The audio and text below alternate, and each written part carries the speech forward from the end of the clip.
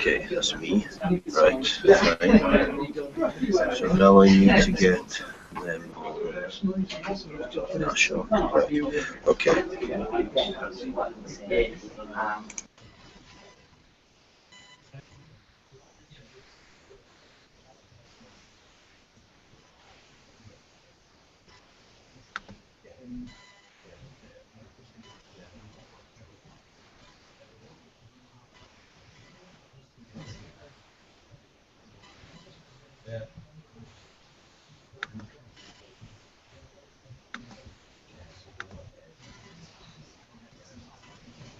I just short for Scarlets. Okay. So it's you, it's me, there's extremely probably Get on online, and I'll put them on the phone, yeah?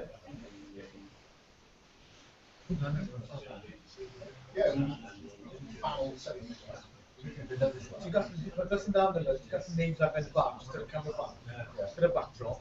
I'll link them around a couple of guests, Kirsty, I'll never looking at the market, right? So, we've got a couple of webinars today.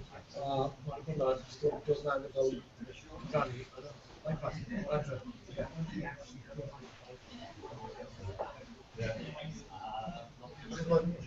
The longer term message of Skype from it doesn't have it, it goes straight.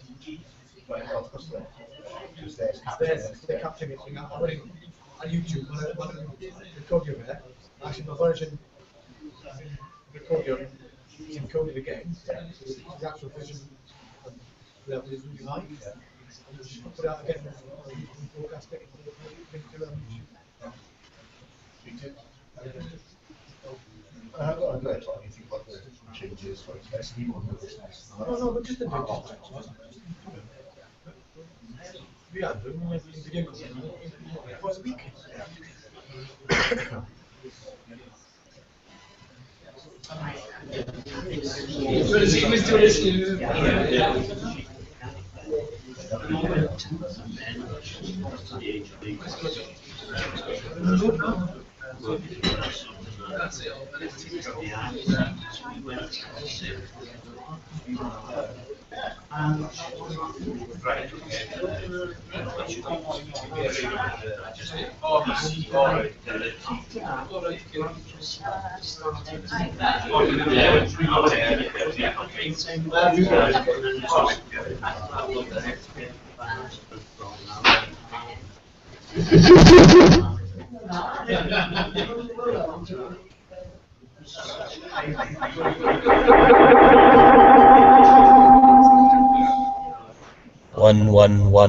One, two. 1, 2, 1, 2.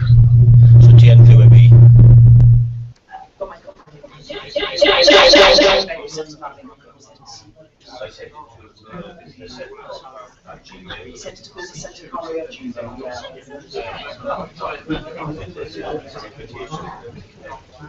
Invitation for them to connection comes through what you're doing today.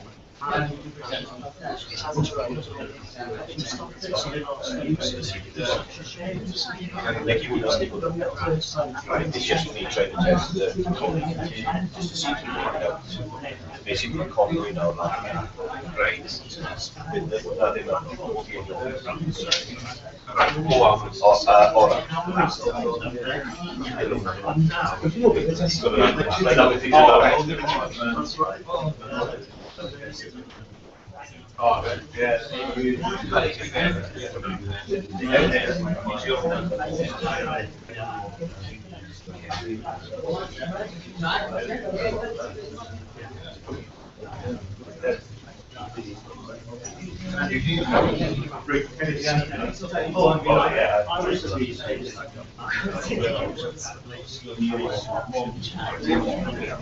Oh yeah,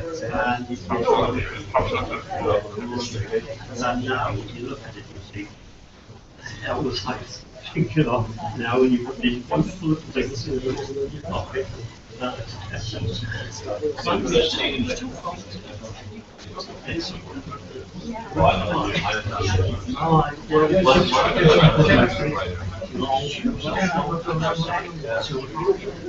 So all the stuff is into storage up there.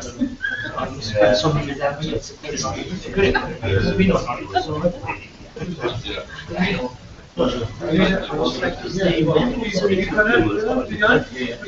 Yeah. It's huge amount. I think every Stuff.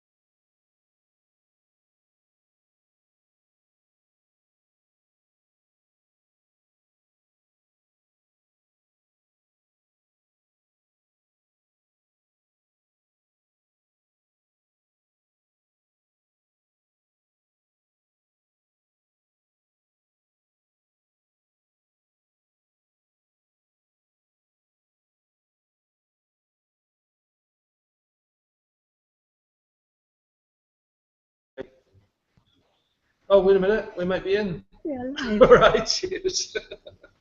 Oh, stress. Okay. Right, don't touch anything. Right. Right. So we're going to leave it. Can you hear us? Okay. Can they hear us? Oh, let's just leave. Oh, there we are.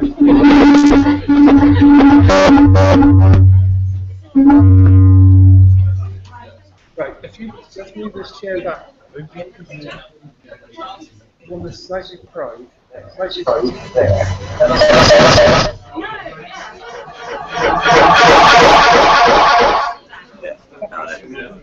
Can you hear me up there, North Wales? You. Hello. Right. So you can hear me. Let's try that for a minute. But that needs to be on, doesn't it? Can you speak again? Just do a bit of speaking testing. Talking to me. Right, so that's probably me.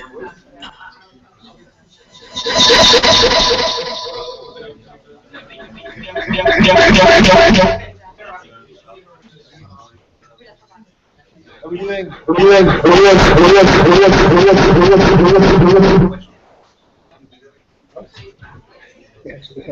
Where's the new?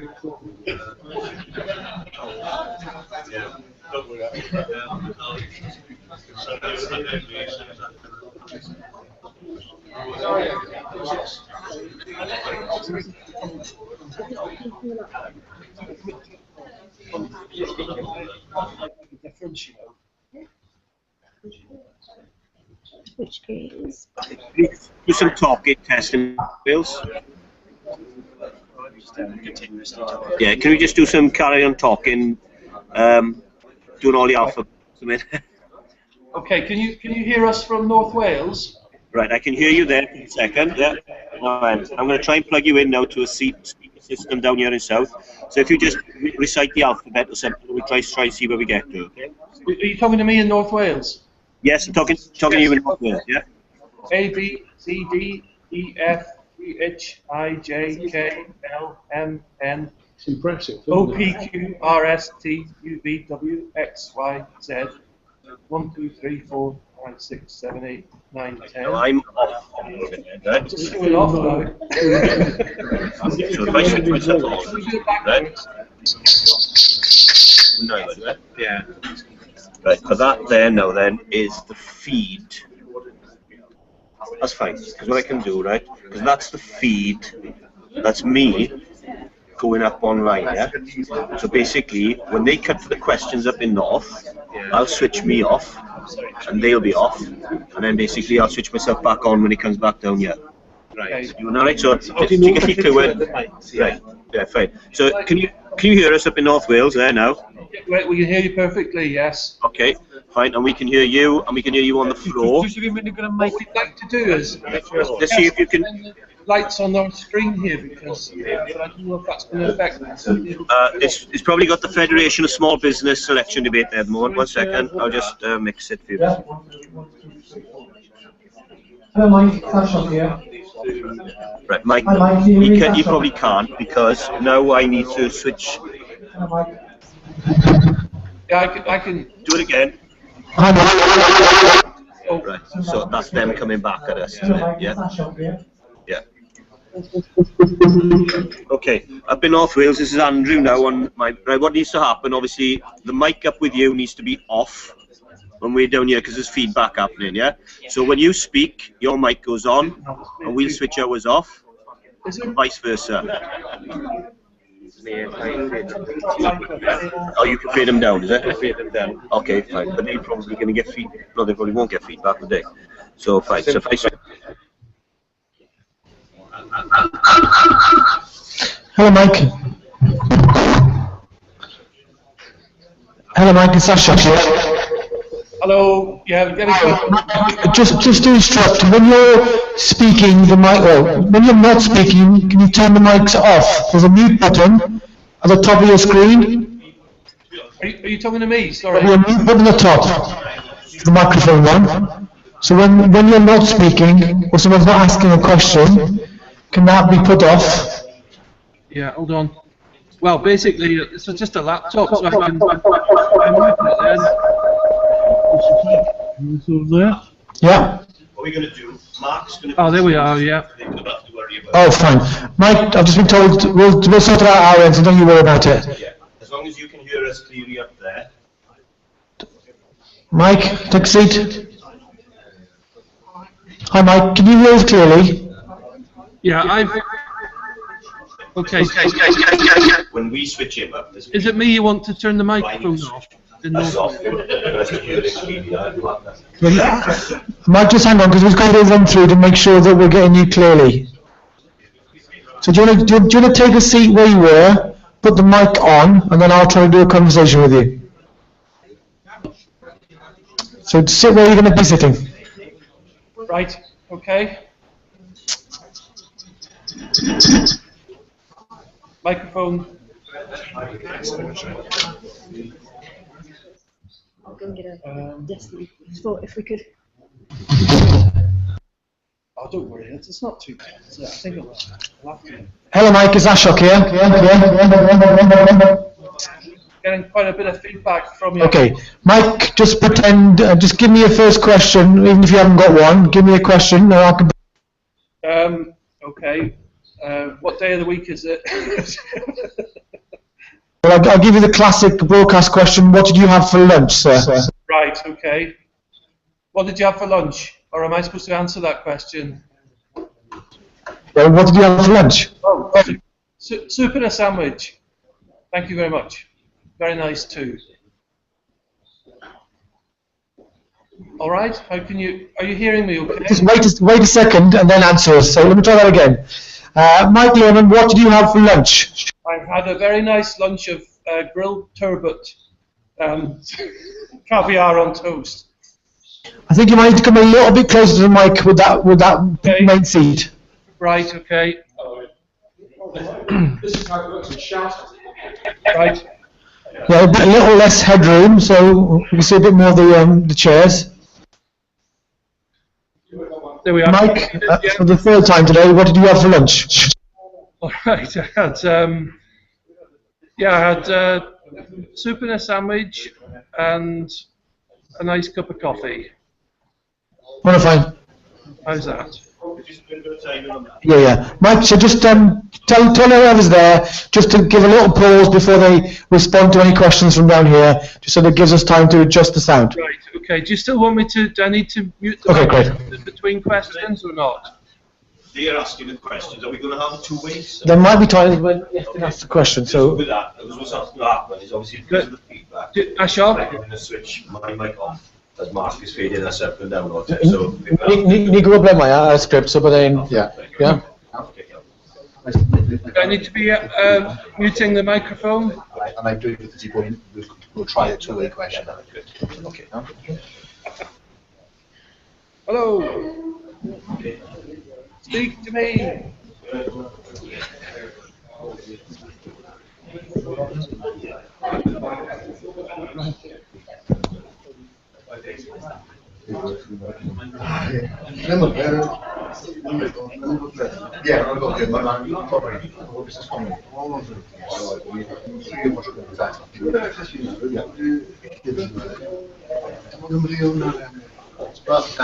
Mae lot o digwyddiadau yn ia, ond dim ond hwnna'n mynd i fod yn mae rhaid yn bod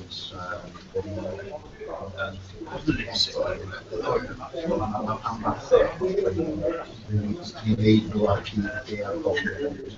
Ond trio. Un, dau,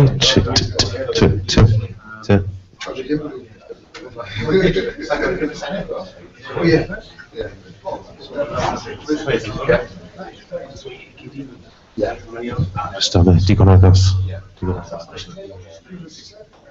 Un, dau. Na? Os fi'n cerdded, pa... Oedd hynny'n ffain i fan hyn? Dim...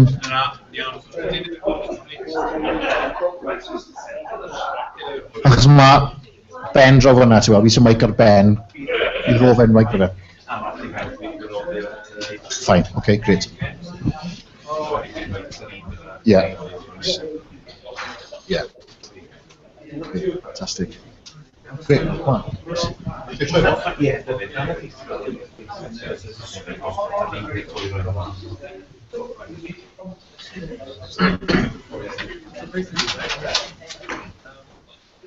Reducing any questions? My price of option in goal. Carter's going to have to do it first, and then we know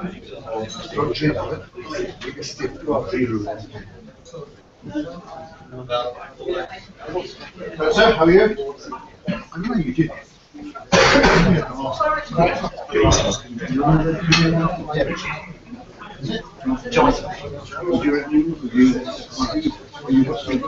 I rang you twice.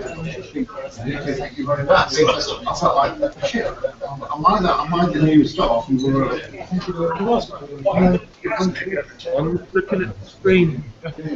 So basically, oh actually, I'm prepared to back to front. I'm going to pop up. So that's fine. I'm going to try and get everyone on this side with me. Just get as many bodies in the background.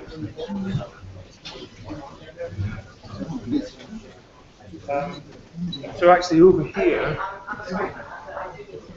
somebody's still here. You see now, they? Oh, there we are. Oh, really? We want everyone.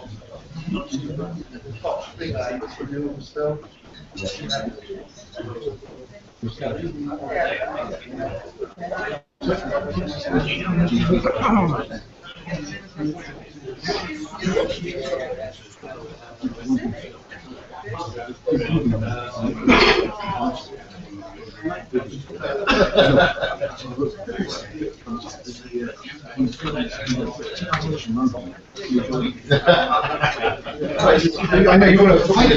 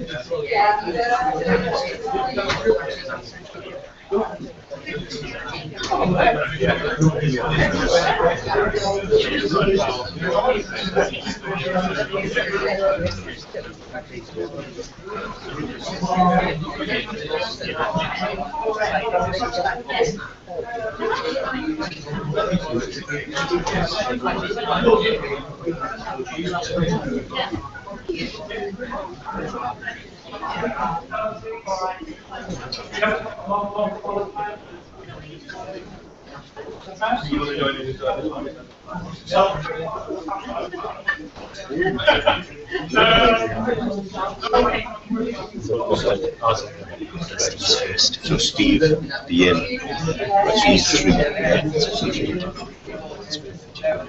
Right. So first question. So 3, 1, 2, 4.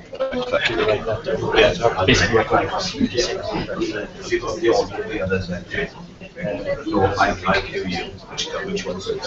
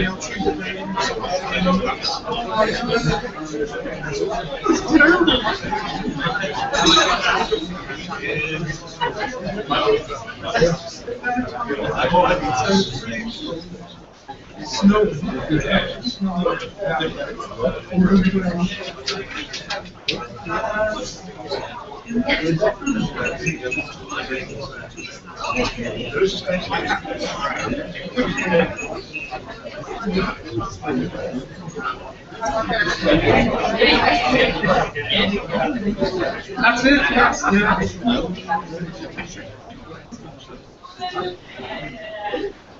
I should have taken a photo.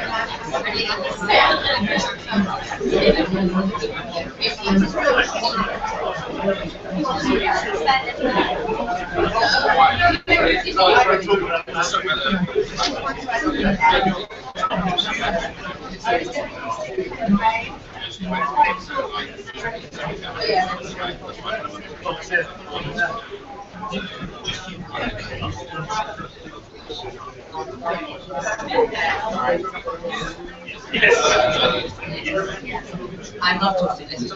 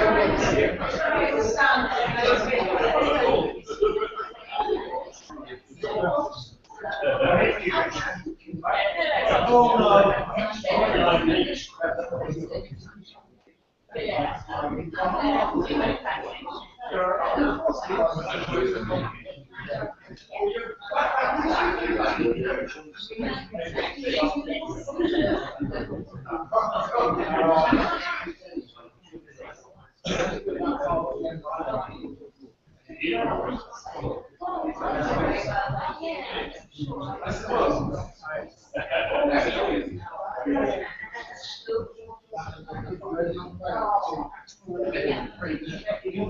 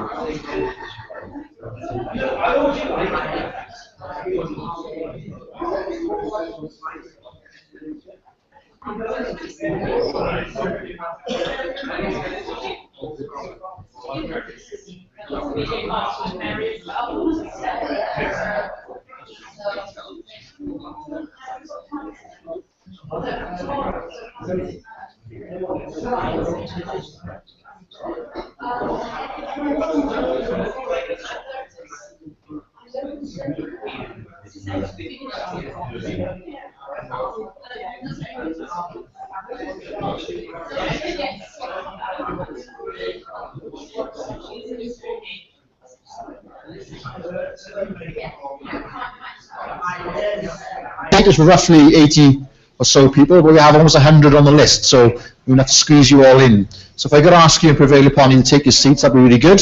Our guests are with us, and we do need to check as well that our live link to Conway Business Centre is working. We are in the hands of of technology this evening to make sure that our link to our members in North Wales actually stays live throughout the evening. So in a moment we're going to check on that as well. We will be having some questions from North Wales, and hopefully an opportunity to have some dialogue between yourselves, the prepared questioners, and the panel.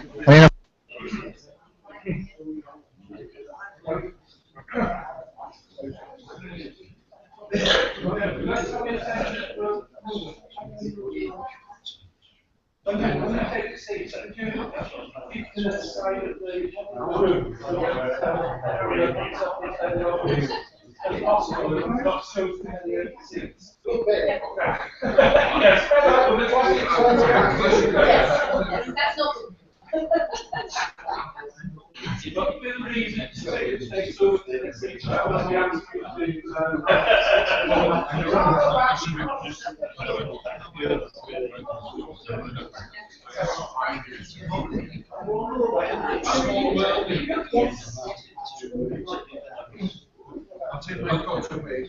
That's a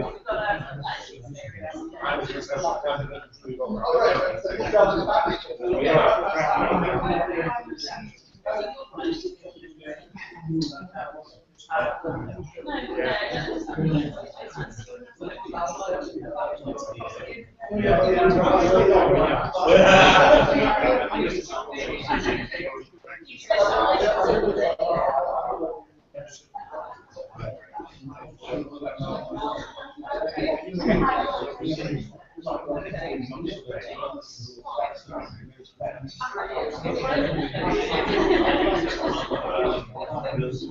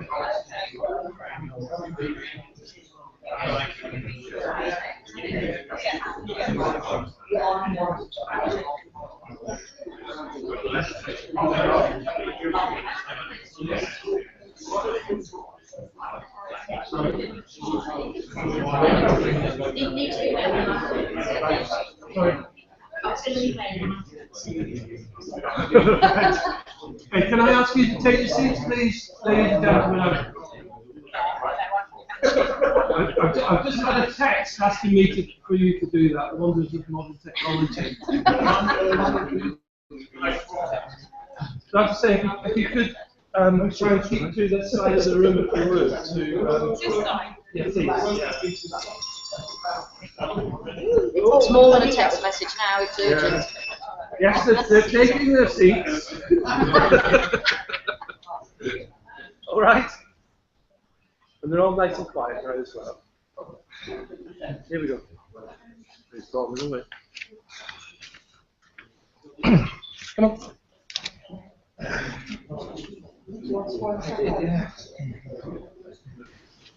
Right, Ashok, do we need to test anything? Mike Leanne and Connor Business Centre, can you hear me? Yes, I can. Croeso a Gogledd Cymru. That's the first part of the evening successful. I think we'll go home now, shall we? And not tempt fate too much. Well, as I said, welcome to Parc Y Scarlets. Welcome to this hustings event promoted by the Federation of Small Businesses, the FSB in Wales. It's very much a privilege of ours to be here in Parc Y Scarlets, but also a real privilege to be able to stand here in front of you and to raise awareness of the issues which are impacting on small businesses and the issues that you will be putting firmly on the political agenda for the election in a few weeks' time. So the format of the evening is there will be some questions, some planned questions. We will go to North Wales. There is a slight delay, so please bear with us in the connection time between here and North Wales as we proceed through the evening. But we thought it would be very amiss of us not for you to hear from a small business. Of course, the Scarlets themselves are a small business, so please give a warm welcome to Nigel Short as he welcomes you to the Scarlets this evening.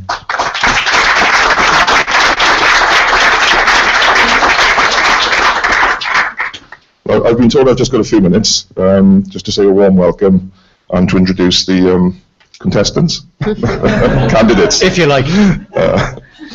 Small businesses are very close to my heart, and I'll probably say a few words about that, but I've been told to introduce our candidates as well. So Stephen Crabb from Haverfordwest. They say the world is 4 or 5 degrees of separation. Of course, this being Wales, it's 1. So Stephen and myself, we just found out live fairly close together in West Wales.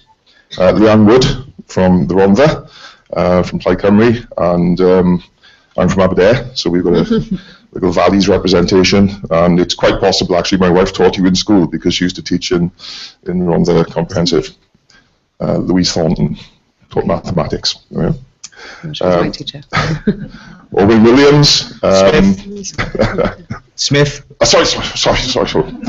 I've known him about 5 years. I got Kirsty Williams below. He's got Ed Balls disease. Owen Smith has me at the particular disadvantage of understanding I'm a closet Ponty fan, as well as being a Scarlets fan as well, of course. And Kirsty Williams, right this time, of course, is from Binia originally, and went to the same school as my children attend. So it's all a very close-knit community in Very South Wales. incestuous, very incestuous. Small businesses are very close to my heart. I'm involved with quite a few and have been all my life. And you know, the economic benefits of small businesses are well known. They are still the key employment driver in the UK. But I think small businesses bring a lot more benefit than that. Small businesses are at the heart of our communities. They're very often family businesses. They very often employ families. And these are the unmeasurable economic benefits that I think consistently are undervalued in what small businesses bring to what we do, especially in somewhere like South and West Wales. The Scarlets is a small business, just under £10 million turnover. But our economic benefit to West Wales is over £16 million per year. And we are one of those businesses, like most small businesses, that have enormous economic added value. And what I mean by that is the value we generate is new money coming into, in our case, West Wales. It's one thing to open a big supermarket down the road and create, in theory, 100 jobs, but have you really created anything? Do people buy more tins of beans because you've got a new supermarket? No, of course they don't. So the economic value of small businesses, from an economic and employment point of view, is very clear and often much greater than a big business. But it's also about the community and what it does with families and how it brings together and creates aspiration with the youngsters in our communities. Because small businesses care about their communities. You get a bad rep sometimes, business gets a bad rep in the press sometimes. But it's unfair because businesses really do care about their communities. And I think small businesses and the value they bring is often greatly underestimated because of that. So what I would say as my little appeal, if you like, having been involved with small businesses all my life, since I was 16. And I'd ask all regulators and legislators to remember this. Every time you bring in a new piece of regulation, no matter how well intended, whether it's on employment law, tax, environmental, health and safety, you change the competitive advantage to big business. Because all those rules and regulations, we all see them, and it seems that every year the introduction of new rules gets bigger and bigger. And they can be on tax, they can be on employment, and they can all individually be well intended. But don't underestimate the economic impact of the way it changes the competitive advantage to a big business. A small business employing 5 people has still got to get complicated, expensive employment advice. A large business employing 1,000 people still needs just one employment advisor.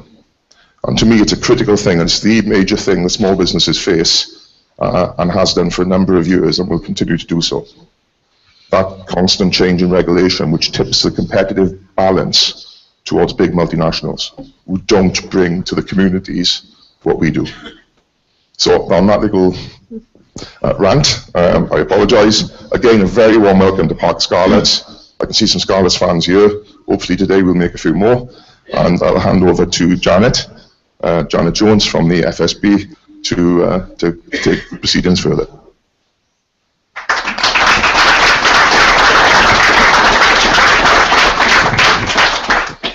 Well, ladies and gentlemen, on behalf of the Federation of Small Businesses in Wales, I would like to welcome you to this leaders' debate. With election campaigning in full swing, we are delighted to be joined by 4 of Wales' leading politicians here tonight, so welcome to you all.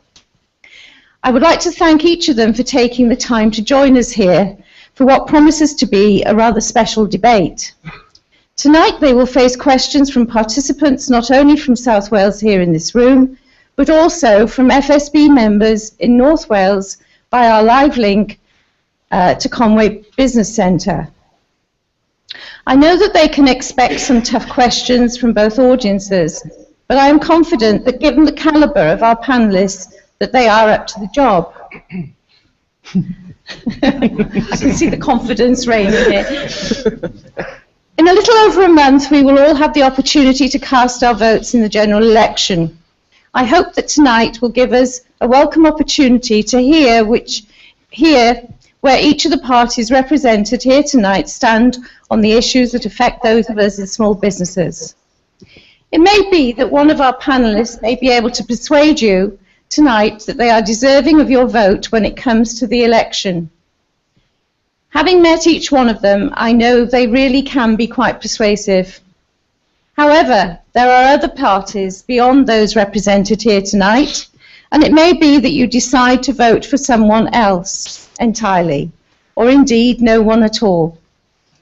But having joined us here, I would like to think that we will leave with a better understanding of what the next UK government would do to support small businesses, whatever party or parties prevail.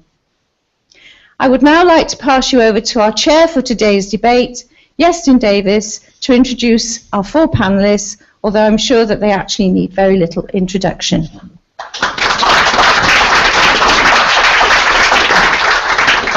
Thank you, Janet, and thank you, Nigel. Just to give you a reminder of the format, we have 7 prepared questions from FSB members. The representatives we have here this evening are those of parties who have elected representatives in Parliament in Wales, hence the choice of panellists for this evening. Who knows, that makeup might change in the future, depending on the outcome of the election, which is just 37 days away. Not Dems counting, of course. So we will go to North Wales. Mike, are you still with us? Yeah, yes, we're still here. We'd just like to thank the God of technology for making all this work perfectly. We haven't got quite the kit that you have down there, but we did have a much better refreshments, I think, than you had. So. Good refreshments. So, without any further ado, I'm going to go to our first member of the FSB, Ben Francis, who's from our Swansea Bay branch. He's going to kick us off for this discussion. So, Ben, over to you. Good afternoon. Small business owners, thank you. Small business owners are becoming increasingly concerned about the issue of late payment. What would your party do to tackle the problem? So, Stephen Crabb, what would a Conservative government do to tackle late payment? This has been a long-running issue, isn't it, for small businesses? We've been around this mountain talking about this many times, and we haven't yet cracked it. And this is an issue that goes back beyond the current government to previous governments. But it is a recurring issue. I remember before I came into Parliament, when I was self-employed, often the biggest part of the job wasn't actually delivering the task that you're being paid for, it's chasing your payment for actually doing the work, and typically it tended to be the bigger clients I had who were the worst payers. Actually, small businesses, quite a good culture among small businesses in terms of prompt payment. It's often the bigger companies who don't observe that so well. So as a government, what we want to do is we want to strengthen the prompt payments code. Now, that might not have the kind of all of the teeth that you as FSB members want it to have, but it is an important tool that we've got to put pressure on those companies to raise their game. But it's also about showing leadership as a government. So what is it that we can do? Well, government itself is a massive purchaser of goods and services, and one of the things we're doing is actually enforcing 30 days prompt payment terms within government procurement. It's something we're encouraging Welsh Government to do themselves, because increasingly they're a big purchaser of goods and services, and there's a responsibility on Welsh Government to help the Welsh small business community. So there's practical action we can take to strengthen the code. There's leadership that we can show by in terms of actually the terms that we require companies to adhere to within government procurement, but there's a bigger cultural change that we need to achieve as a country in terms of supporting small businesses on this. Owen Smith, the Welsh Labour-led government in Cardiff Bay could have chosen to transpose the EU directive on prompt payment for those areas of Welsh Government prerogative, but has chosen not to do it and to wait for a Westminster. Could you give us an assurance that will be on the agenda day one if you'd be part of a UK cabinet? Well, it is on the agenda, but the key thing, I think, is private sector late payment, because there was a big study only last year that shows that it is 77%, I think, of the late payments are down to private sector late payment. And Stephen is right that this has been around for a long time, but in reality the current government, I think successive governments to be honest, but I think the current government haven't done enough. We've now got an average of £40,000 small companies are waiting to be paid, and the net impact of that on the entire country is around £40 billion worth of late payments. So we've been very clear that we're going to do a couple of tougher things than the current government is proposing. One is we are going to introduce a mandatory reporting structure for large companies, quarterly reporting to HMRC under the Companies Act, so it will apply in Wales, forcing companies to say how many late payments over 30 days they've yet to pay, and even more importantly than that, forcing them to say whether in respect of those late payments they have paid the proposed 8% over base rate per day compensation to those companies whom they've not been paying. So that's the first key mandatory strengthening of the code, because the current voluntary code clearly isn't working. The other thing that we're going to do is there is an increasing incidence of what's called pay to stay. Lots of small companies being forced by large companies to actually pay to stay on the books as suppliers to those companies. It's becoming a real epidemic, and we are going to outlaw that and ban that particular charging structure. B&Q, M&S have been had up by the Competitions Authority recently on that, and we think that's got to be addressed. So those are the two fundamental changes we will make that will radically strengthen this issue of late payment and deal with it for the first time. So looking to legislation, Kirsty Williams, your colleague Vince Cable sits at the top table in BIS, effectively the department responsible for regulating and supporting businesses. Why hasn't the coalition chosen to do anything sooner rather than later to tackle this issue that has been growing? It's doubled from about 20 billion to 40 billion over the last few years. Well, the proposals that were outlined in the Small Business Bill show that the government in Westminster has wanted to take some very direct action around reporting that Owen has just talked about, because I think it is important to name and shame those bigger companies that are not playing fair with their suppliers. So that legislation, I think, demonstrates a will on behalf of Vince Cable to do something to address this. The prompt payment code, which Stephen already mentioned, I think we could look at ways of strengthening that. The groceries adjudicator, which was created by this government to look at the relationship potential between a large supermarket chain and small producers. One of the aspects of small business that people sometimes don't recognise is family farms. I come from one of those. I know exactly how difficult it can be in a small family farm to get fair play when you're producing for a large supermarket, and we've got lots of small food producers making excellent products, whether it be yogurt from North Wales or West Wales or curry from Hirwaun, but actually to be able to get those products onto supermarket shelves to reach those wider customer bases, it can be a really, really difficult job. So I think the Small Business Bill gives us the opportunity to name and shame, and I think we do need, though, governments to take the lead. And I appreciate what Owen is saying about a private sector business, but you've got to take the beam out of your own eye. You can't dictate to the private sector if governments, whether it be national governments in a Welsh context or national governments in a Westminster context, aren't paying their bills on a proper basis. And we've done a lot, I think, fair play to the Welsh Government, to try and ensure that smaller businesses have access to contracts, to Welsh Government contracts and to local government contracts. But it's all very well making it easier to apply for the contracts if those bodies don't pay you on time. And let's remember what that cash flow problem creates. It creates the lost opportunity to employ new people, to raise wages for those people who are currently employed, and it's a lost opportunity for further investment in those businesses. And that's why we've got to get it right, because there's opportunity costs for every time that cash flow is compromised because of a late payment. So Leanne, we have the example of the Small Business Bill. We have Labour committing, should it be in a future government, to lead the way through legislation. Is this really something that Plaid Cymru can do, which has a distinct voice in Wales, from Wales? Well, I wouldn't rule out legislation, but in terms of the powers that the Assembly has, there may be questions in terms of how to practically introduce legislation on this. But I think the points that have been made here about naming and shaming companies and trying to change culture, I think we can appeal to people on the basis of don't support those companies because they make it very difficult and put at risk, in fact, in some cases, the future viability of small businesses.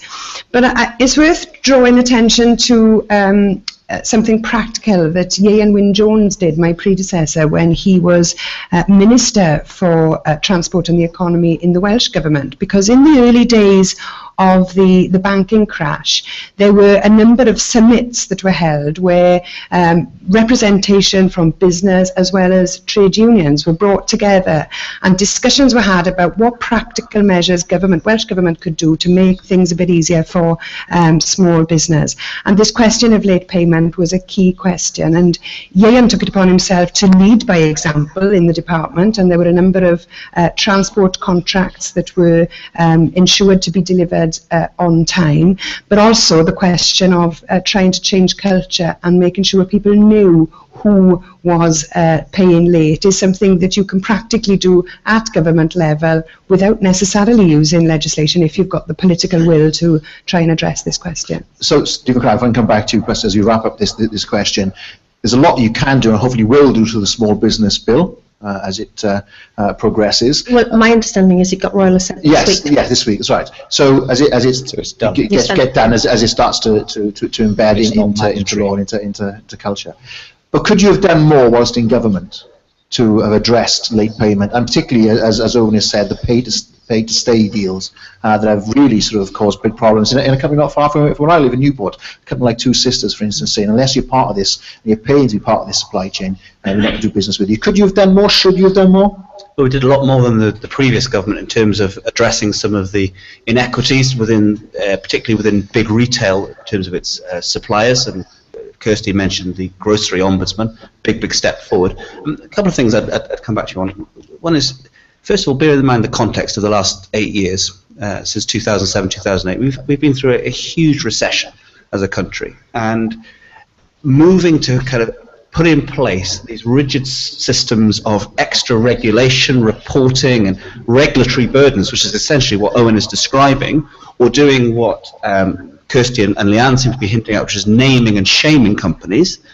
Is that a healthy way of actually encouraging a growth? If I could just finish the point. Fundamentally, we need to be supporting a culture of being pro-business. And so actually, yes, giving extra teeth to voluntary codes of practice is a proportionate step forward while trying to change culture. I don't want to be in a country where the first instinct on the part of politicians is to go out and name and shame businesses that we think have done things incorrectly. There needs to be legal recourse when the law is broken, but fundamentally I want to be in a culture which is pro-business and supporting business growth. So the accusation is it's your measure actually against business, not pro-business? No, not at all. It's not against business that are doing what they ought to do and pay their bills on time, Stephen. It's very simple. There's been an explosion in the use of late payment, especially by large companies, in order to manage cash flow, and especially since the recession. So it's over the last 5 years that we've seen an increase, and the only way in which we're going to deal with it are mandatory ways in which we force companies to expose what it is they do and the volume of non-late payment or non-payment on time.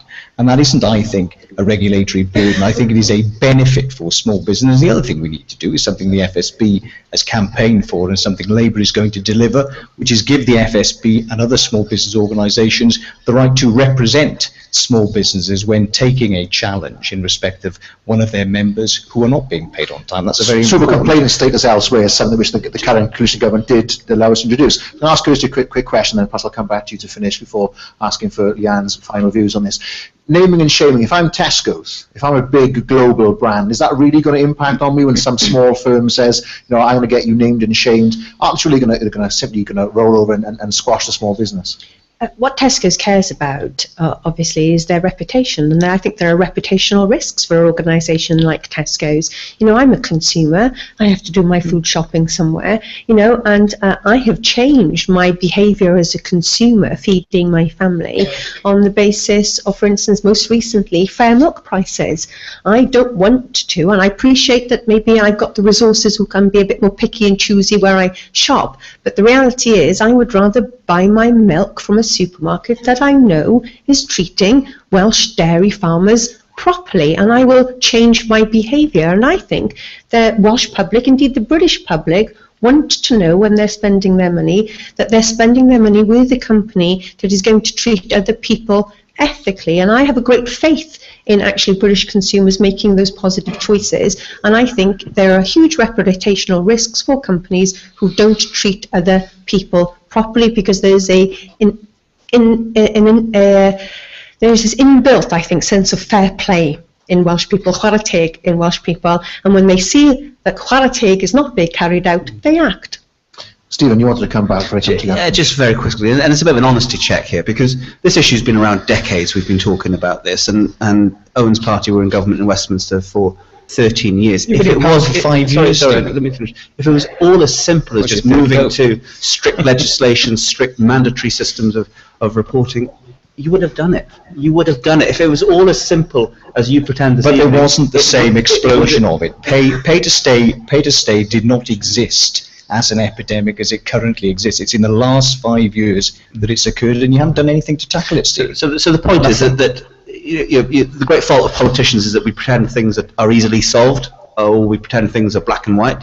They're not. But there are practical things that we can do, and we are doing them through the Small Business Act, which Kirsty mentioned, through the Prompt Payments Code, and through showing leadership as a government in the way that we buy our own goods and services. Yeah, and these problems are long, they're intractable, they've been around for some time. They have doubled in the last 4 or 5 years, particularly since the crash. Can Plaid Cymru do something about it? Well, when we had an opportunity and we were in government, we did, and when we get an opportunity to be in government again, therefore we will. Okay, let's move on to the next question. Thank you, Ben, for kicking us off and getting the arguments flowing. Next then is Barbara Griffith in North Wales. Barbara, can you hear us? Yes, I can. Okay, can you hear me?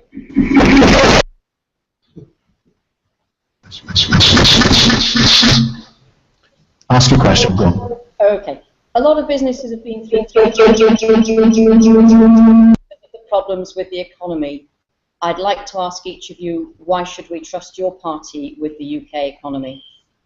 Ask the question again because of the technical glitches. A lot of businesses, says Barbara, have been through tough times in recent years because of the problems with the economy. I'd like to ask each of you, why should we trust your party with the UK economy? And we'll go straight to Owen Smith in this one. You know where this was going, Owen. Your party has been claimed by many of the parties around the table has led us into the current economic downturn. Can Labour be trusted to bring economic recovery? Well, let's start with a reality check. We had 36 quarters of consecutive growth under the last Labour government that culminated in September 2008 and the collapse of Lehman's Bank in America that prompted by the subprime mortgage collapse, and we thereafter saw a collapse of banks and a potential collapse of banks right across the whole of the world. That's the roots of the economic crisis that we still find ourselves in.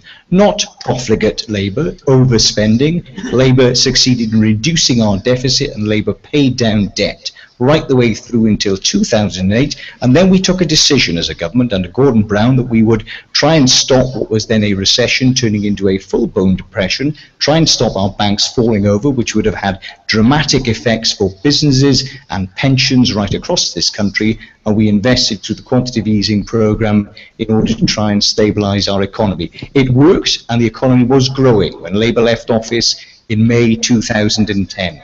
The economy then declined as a result of the Tory government deciding that the way in which they would try and stimulate our economy was cutting back public spending in the hope that they would stimulate private sector growth. It didn't happen. We currently have the largest volume of corporate assets sitting in corporate coffers, over £700 billion. The last thing they've done is stimulated private sector spending in this country, and we saw the slight uptick in our economy when we left in 2010 turn into a full-blown depression that saw us, frankly, flatline and almost see a triple-dip decline. Now, if we win, the reason we can be trusted is we will not make the mistakes the Tory government have made. We will not see a precipitous cutting of public sector spending in order to try and magically stimulate our economy. We will see a much more balanced approach, stimulating growth through investment where appropriate, cutting where we need to, but not cutting to the bone and cutting to the 1930s levels as proposed by Stephen's government, and crucially, tax rises where we need them in order to give us extra revenues. That's great looking to the past, and we'll look to the future in a moment, and in the present. I think I can both, actually. Answer my question. The economy is growing, Stephen Crabb, is that right? We're going to go back to the past, because I want to pick Owen up on a couple of points there, and I'm struggling to really believe everything he was saying. He asks you to believe Labour's track record of growth. Now, we know what that growth was based on. It was based on an ever greater reliance on banking and financial services. It was based on an ever-growing reliance on London and the South East. That period of growth that Owen talks about was the period when Wales became poorer, when the north of England became poorer. It was the period when we lost 80,000 manufacturing jobs here in Wales. That was not a golden era that we need to go back to. That was fundamentally the wrong course that we were on. On paper, it was the mirage of growth. It wasn't real substantial growth. So that's the Labour track record on running the economy. They've also got to defend their track record in opposition, where they have made every judgment they've made about the economy, every response that they've made to the policies that we've taken has been proved to be wrong. So back in 2010, when we inherited this financial crisis for what it was, and we decided to set out a course of taking difficult spending decisions to try and restore some sanity to our national finances and put in place the foundations for an economic growth. I was there in Commons in 2010, 2011, Owen Smith and his colleagues night after night in the House of Commons voting against the measures that we were putting in place, which actually today has borne the fruit of the fastest growth the UK has of any G7 country.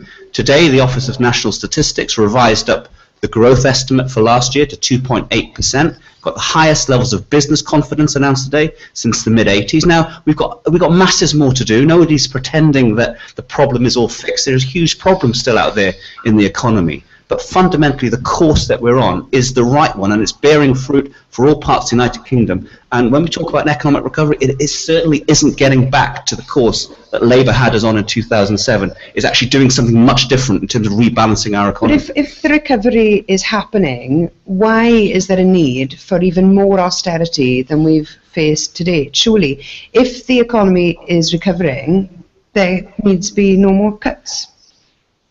Well, the figures are there for everybody to see. We are still, as a country, spending not just millions more, we are spending billions more as a nation than what we're receiving in tax. And people here who run businesses know they couldn't run their businesses like that. Even families, you can't carry on spending more than you're Can I just make this point about, because you keep drawing the analogy between the government budget and the economy with a household budget, and I don't think that's a helpful analogy to make. It simplifies the issue, but actually government's got responsibilities to people to make sure that they've got jobs, that they can look after themselves. Government can borrow in a way that a household can't. So do you think that using that analogy is just adding confusion to people's thinking? No, I think it's a really helpful analogy, because over the long term it's the correct analogy. When you run deficits, what you're doing year on year is you're adding to debt. And you talk about responsibility in the present, and Leanne, you're absolutely right. Of course we have a responsibility to take careful and considered decisions today. We've also got a responsibility to the future. When we rack up today, who do we think are going to be paying for that debt? Any business that wants to borrow, any household that wants to borrow, you pay for that borrowing, and it's called interest, and it's the same for a government. So at the moment, but look at 1945. The UK was bankrupt pretty much. There was no money in the coffers, yet the welfare state was built. Now, the people then in the 50s and 60s were told that they'd never had it so good. So investment in the 40s and 50s led to wealth and prosperity for people in the 50s and 60s. So it's not necessarily the case, is it, that if you borrow now, when interest rates are at the lowest that they can possibly be, that we are shoring up debt for future generations. In fact, I would say the opposite. We are shoring up problems for future generations by continuing with austerity. I'll come back to you, and ask the coalition partner at this point in time. Is there a danger that we look back on the Labour past, the Labour legacy, with a degree of cynicism, because we did have global difficult times, and that the medicine that's been taken, if you like, or administered by the coalition actually is so dangerous it's actually going to kill the patient? Well, certainly listening to Owen, it's like the past is a completely different country. Now, it is ridiculous to suggest that the last Labour government was completely responsible for the situation that they found themselves in. And I think, we have to be balanced in acknowledging that it was a global situation that we were caught up in, and and that wasn't Gordon Brown's fault. It wasn't the Labour Party's fault that happened. But our Stephen agrees. But our preparedness and our resilience to be able to withstand that situation was as a result of where the Labour Party had placed us as an economy. So we can't blame Owen and his colleagues for the financial crash in that sense, but our ability to weather that storm, to be in a fit state to cope with that situation, was the fault of the last Labour government. But was it Margaret up in? Yes. Was it Margaret up in North Wales? Margaret said, first of all, I want to acknowledge what a tough time small businesses have had to cope with the situation, and it's easy for politicians to give some glib answers. People in this room, Margaret in North Wales and her colleagues, have been fighting daily with those battles to keep their businesses afloat. The question was, why should we trust your party? Now, I sat in the room 2 days after the general election last time, and people have this view in that election, vote for the Liberal Democrats, we're a benign, nice, sandal-wearing, slightly hippy-dippy kind of party that could do no harm, but let's face it, not really up for the job. And at that moment, we stepped up to the plate, Margaret, and it's cost us politically dear. It really has. It would have been easier, much easier, would have made my life much easier, I can tell you, for the last 5 years, if the decision in that room today would have been to walk away, nothing to do with us, Gov, we're not going to play our part. And my party did not do that because it recognised the seriousness of the situation that the country faced economically at that time. And we took a very tough decision, which we electorally have paid a hard price for, and we have been part of the reason why Stephen has been able to claim the figures that he's claimed in terms of jobs up, growth up. We're beginning to see, economic growth return and confidence return, and we have been a part of that agenda. We've stuck the course. We've made some tough decisions, which haven't sat particularly easy with us at times, but we have done it because it was the right thing to do to get the economy back on track. We are committed to finishing the job. We want to eliminate the structural deficit by 2018, and we want to do that because we then want to see the public sector getting its fair share of the growth in the economy, so we can start reinvesting in the way that we'd like to in our schools, which I think is incredibly important to the people sitting in this room, so that we have well-educated, well-trained workforce in the future. So Leanne, the story I'm hearing from all the parties is that deficit, austerity, tackling the intractable problems of the global economy here in the UK is paying off. But yet I seem to hear Plaid Cymru saying that there's an alternative. Is there really an alternative? And what does the alternative look like? There is an alternative, and we have an alternative because the vast majority of people in Wales don't feel that there is an economic recovery. They see the figures that are pointed out by politicians, but they don't feel it in their pockets. And when we know that 79,000 people were reliant upon food banks last year, you can understand why people do feel it. And we've seen an explosion in 0 hours contracts.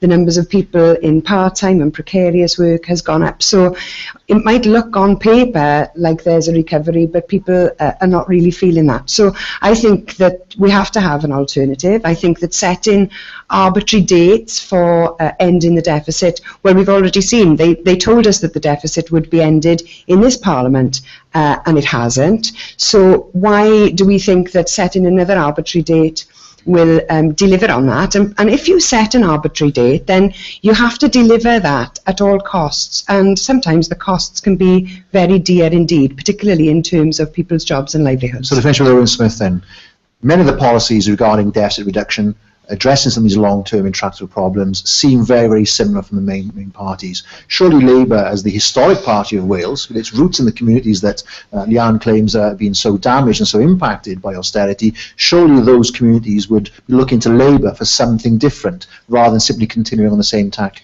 as the coalition government.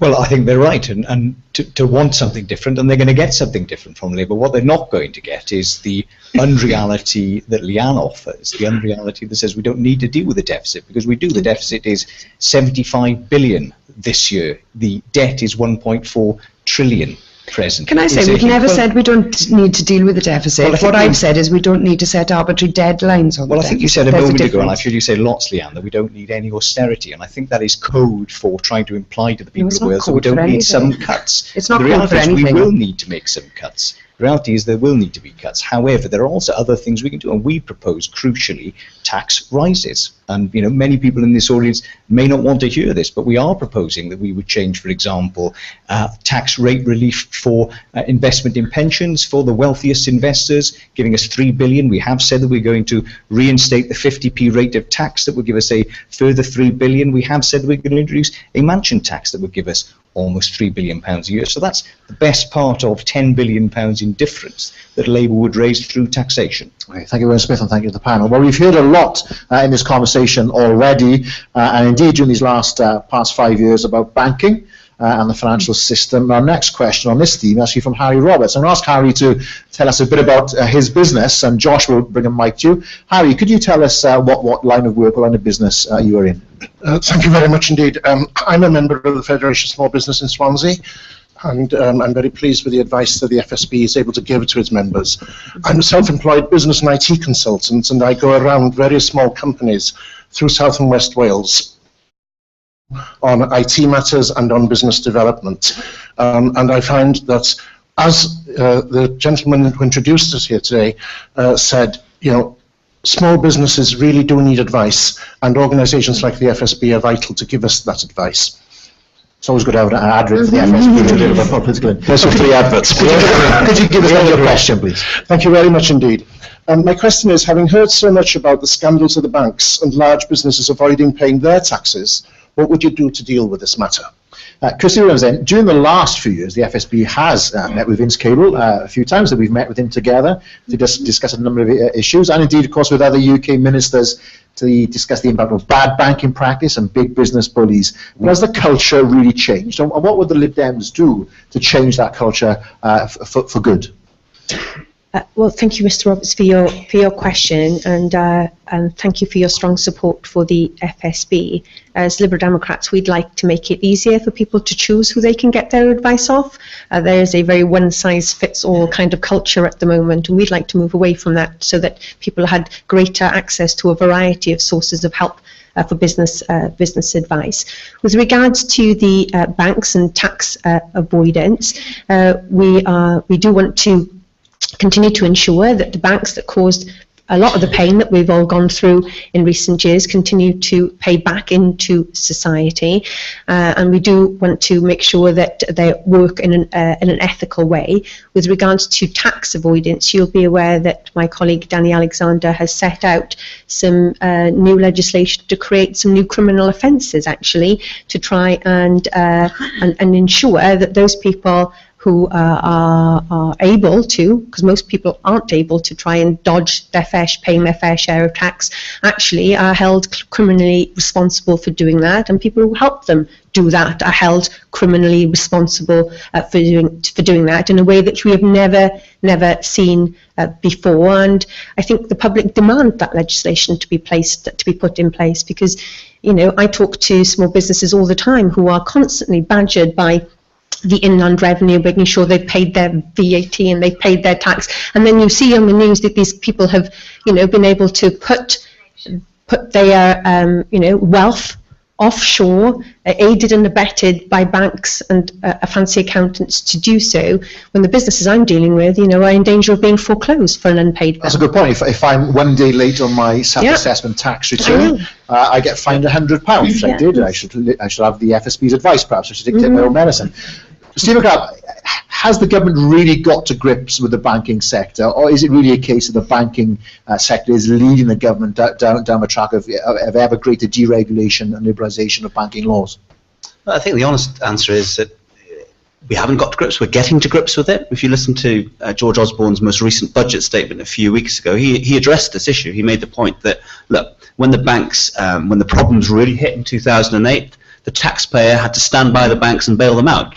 And Owen is right in terms of that the component of the crisis, if you like, that was driven by the banks But George Osborne's point a few weeks ago was that, look, the taxpayer helped the banks when they hit their crisis. Now it's time for the banks to pay a bit more, and that was his justification for increasing the levy, the bank levy, and actually getting more taxation out of bank. And Kirsty's touched on the points around tax avoidance. I think actually this is a really good example of the coalition working together, where we closed down a lot of the tax loopholes that were allowed to flourish under the previous government. And I think there's been a culture change in the way that all the political parties talk about banking and the need to regulate banking. I think that's one of the healthy bits of fruit of the last 10 years, I hope, is that the way politicians deal with the banks hopefully will be a lot better for the future. But in terms of other practical measures too, tackling this offshoring of wealth and businesses, large companies, again, there's a theme here, isn't there, tonight? Large companies shielding and hiding their profits away from taxation here in the UK. We're getting to grips with that. There's a lot more to do.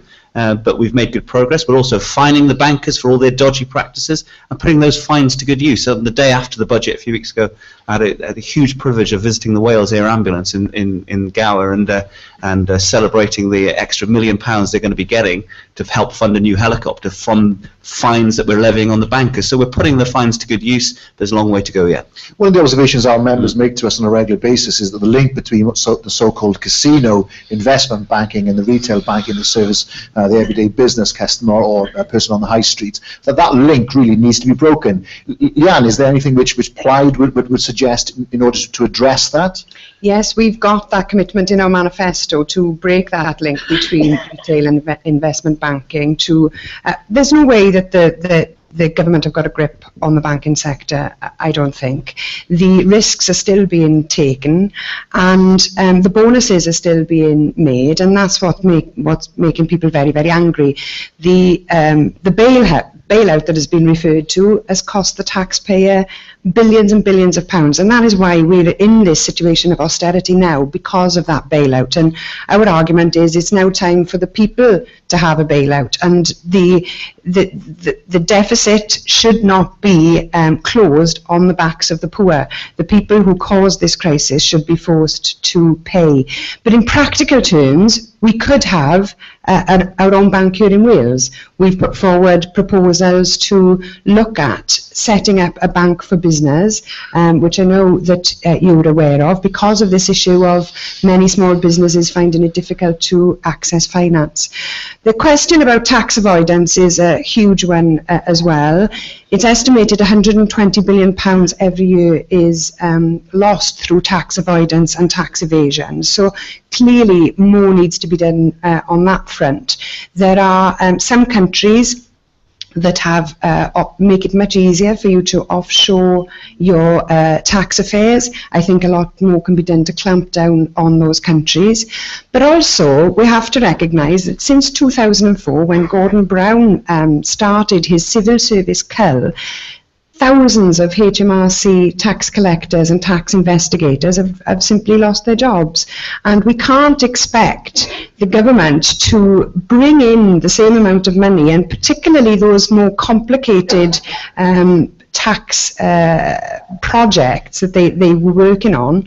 Some of the most experienced tax collectors and tax investigators were let go during that time, and we simply can't expect that government department to bring in the same level of money with the cuts that they faced in terms of staff numbers. Owen Smith, the Chancellor, recently announced the wholesale changes to simplify particularly small business taxation. Is that something which Labour would pursue, or do you have other policy levers that you'd like to see thrown in order to try to create a level playing field between small business and large business when it comes to the taxing issue of tax?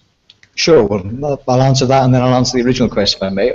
What we wouldn't have done is what the current government has done, which is try and level out the volume of tax being paid, the level of tax being paid by large companies and small companies. When this government came to power, they were at 26% in terms of corporation tax, large companies earning more than £300,000 in profits, and they've equalised it effectively, or it will be equalised next year with small companies. So small companies have been disproportionately disbenefited, and obviously we've seen a higher volume of taxation on small companies through the increases in the way in which business rates have been calculated. So that's something that we wouldn't have done for a start, and perhaps I can give you some more answers, because I know we've got another question about business rates later on.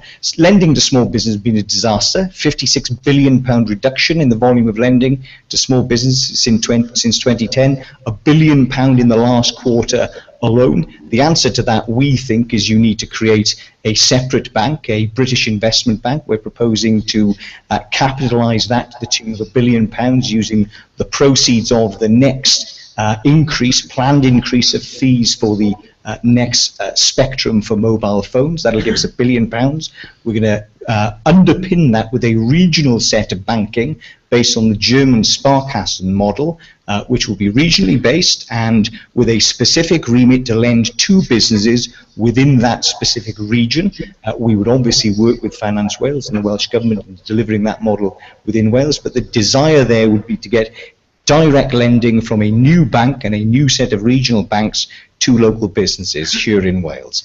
On tax avoidance, I mean, Stephen says they've done something about it. The very first act of this government in the emergency budget in 2010 was to change the controlled foreign companies legislation in order to allow UK companies domiciled in this country with foreign subsidiaries to reduce to zero the amount of taxation they were paying on the repatriation of profits, effectively allowing them to use the very tax loopholes that we are now saying we need to close. So rather than having done something about it, they made it easier to deduct taxes, and they're now having to go back on some of those things. We've got to get at beneficial ownership of in overseas territories, exposing who actually owns companies, and again regulating in order to expose a bit of that to sunlight. And crucially, we've got to change the culture in our banking system. Stephen is right, we didn't regulate the banks enough.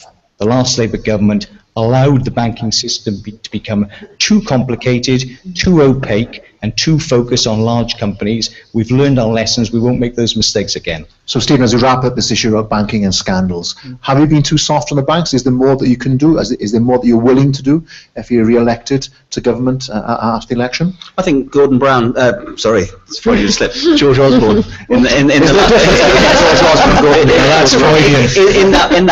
last budget a few weeks ago, gave a really strong signal of the direction of travel here, which is, look, we are expecting and we are requiring the banks to step up their game, both in terms of the way they treat businesses, but also in terms of how much taxation they're putting into the Treasury. And we may come on to this later, but I was smiling as Owen answered there, because he did a very brave attempt at trying to describe a cut in corporation tax as somehow being bad for business. One of the reasons that we have, I think it's one of the most attractive inward investment locations anywhere in the world at the moment, is because we've taken action to make our business tax regime competitive. And presumably, Leanne, that's something which you would support, because I understand from your manifesto that you're in favour of low corporation tax here in Wales, or at least the ability to determine the corporation tax level here in Wales. That's a different point. Yeah. We're talking about taxation here and banking, all rolling into one, but all about the climate in which business can flourish. Is it necessarily the case that a low tax base, a low tax economy, corporation tax would be better for Wales? Not necessarily, although it could be. We've not outlined our position on a specific corporation tax for Wales, because we don't have responsibility over corporation tax, but we do want it so that we would have the widest range of tools available to shape the Welsh economy. But I wouldn't say necessarily that we would slash corporation tax if we did have it, although we might. But we might want to reduce it in some parts of Wales and keep it at a higher level in other parts. And of course, if it was devolved, we would have the flexibility to do something like that. Okay. I'm going to let the panel come back very clearly on this idea of differential corporation tax across parts of Wales. I think I'd like to see how that would actually work in reality. I mean, there are challenges to devolving corporation tax within the nations of the UK, and people have been very cautious about that because of its unintended consequences and its effects. Given that, I just don't think we could talk about a situation where you could have different rates of corporation tax within the nation. But doesn't this happen in terms of business rates already, which is the major business tax of businesses in Wales, where the majority are unincorporated, where we have differential tax rates of business rates according to enterprise zones, a policy which all your governments in various ways actually support?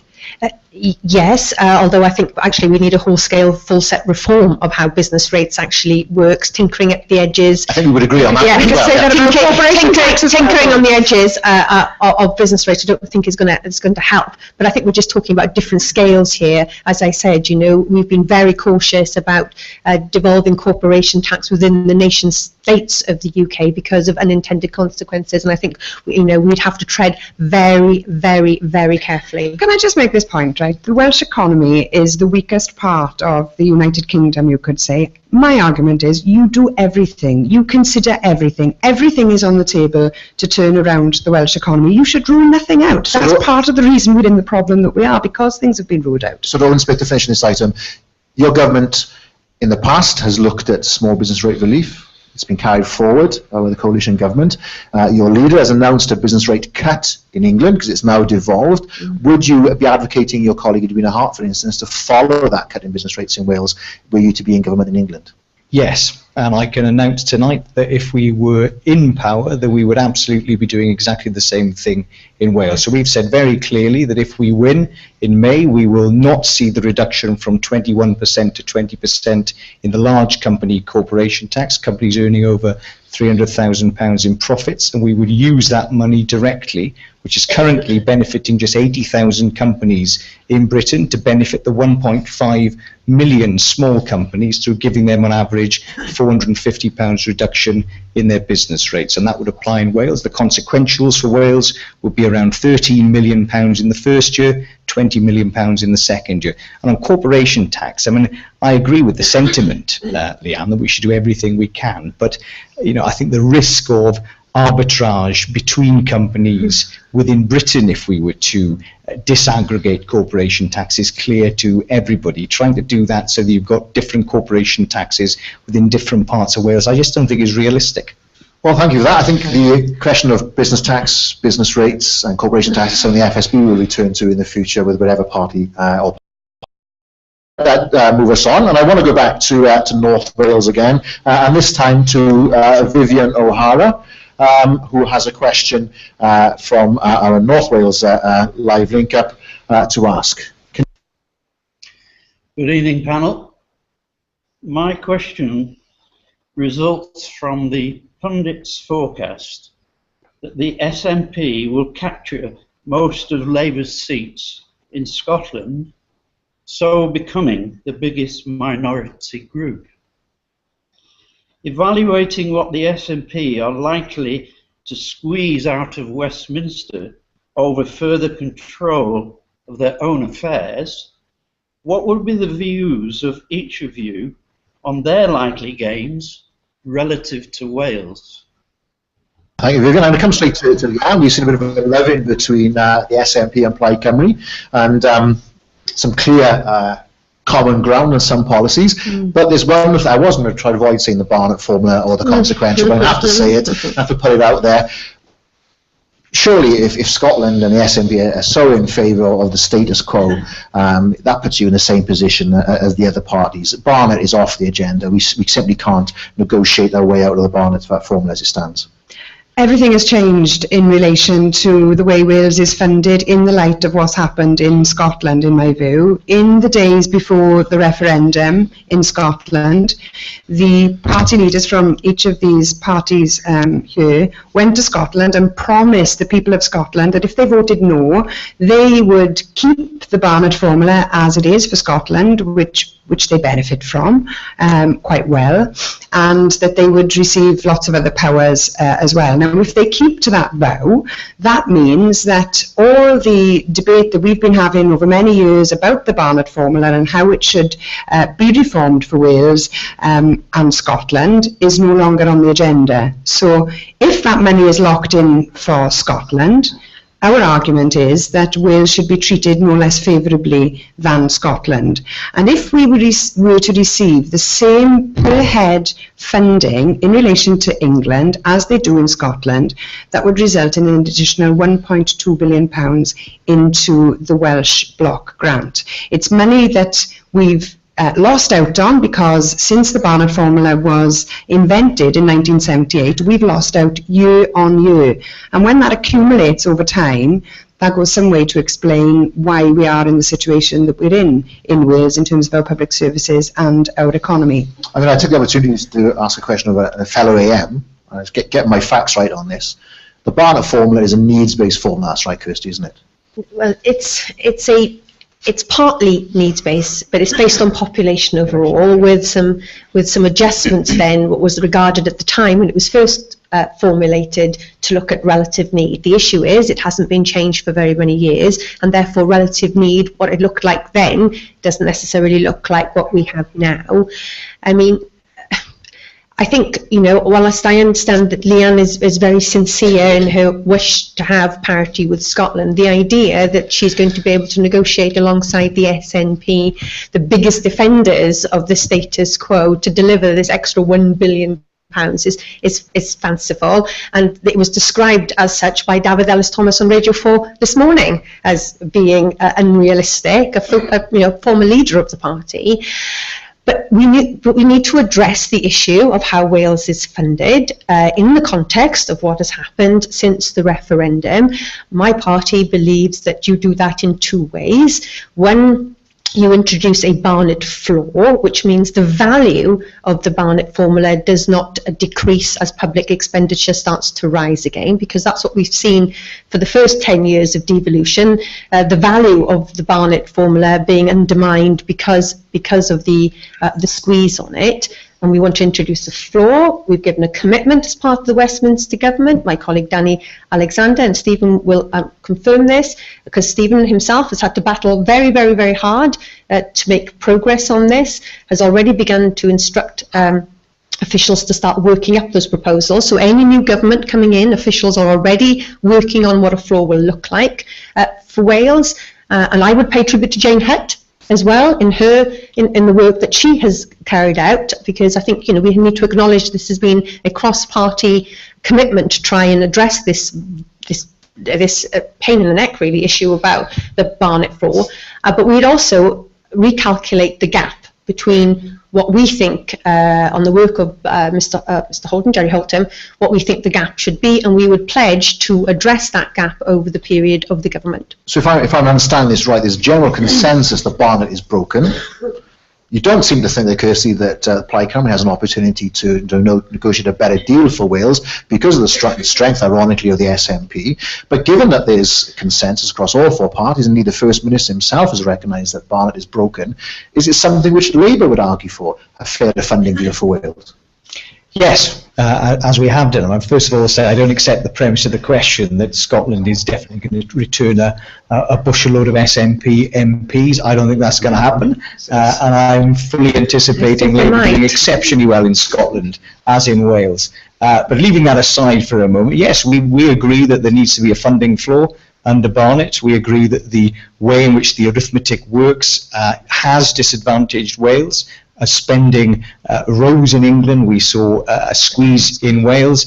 The reality of Barnett is that it currently effectively gives Wales about £115 to £116 per head versus £100 in England and around £122 in Scotland. And some of that is historic, to do with the way in which the baseline was calculated all those years ago. But I think the point that Kirsty made is well made, which is that unpicking that is very thorny, and getting thornier when you have Leanne and her nationalist colleagues in Scotland on opposite sides of the debate, the one wanting to retain the differential for Scotland and Leanne wanting to erode it. And Labour's perspective is very simple. We believe that we, the Labour Party and the Union, are vehicles for redistribution. So we are not in favour, by and large, of robbing Peter to pay Paul, and we are not in favour of stripping wealth out of even more disadvantaged parts of Britain, including some in Scotland, in order to simply gather it unto ourselves. That is a selfish set of politics. It's not socialism, Leanne. It's not socialism that I recognise, and I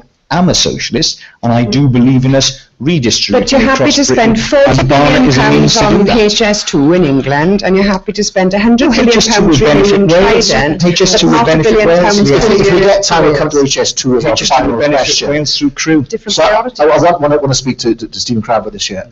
it seems to me that early on you made quite a polemical case, at least, for deficit reduction and addressing that through what will inevitably be public sector and public service cuts.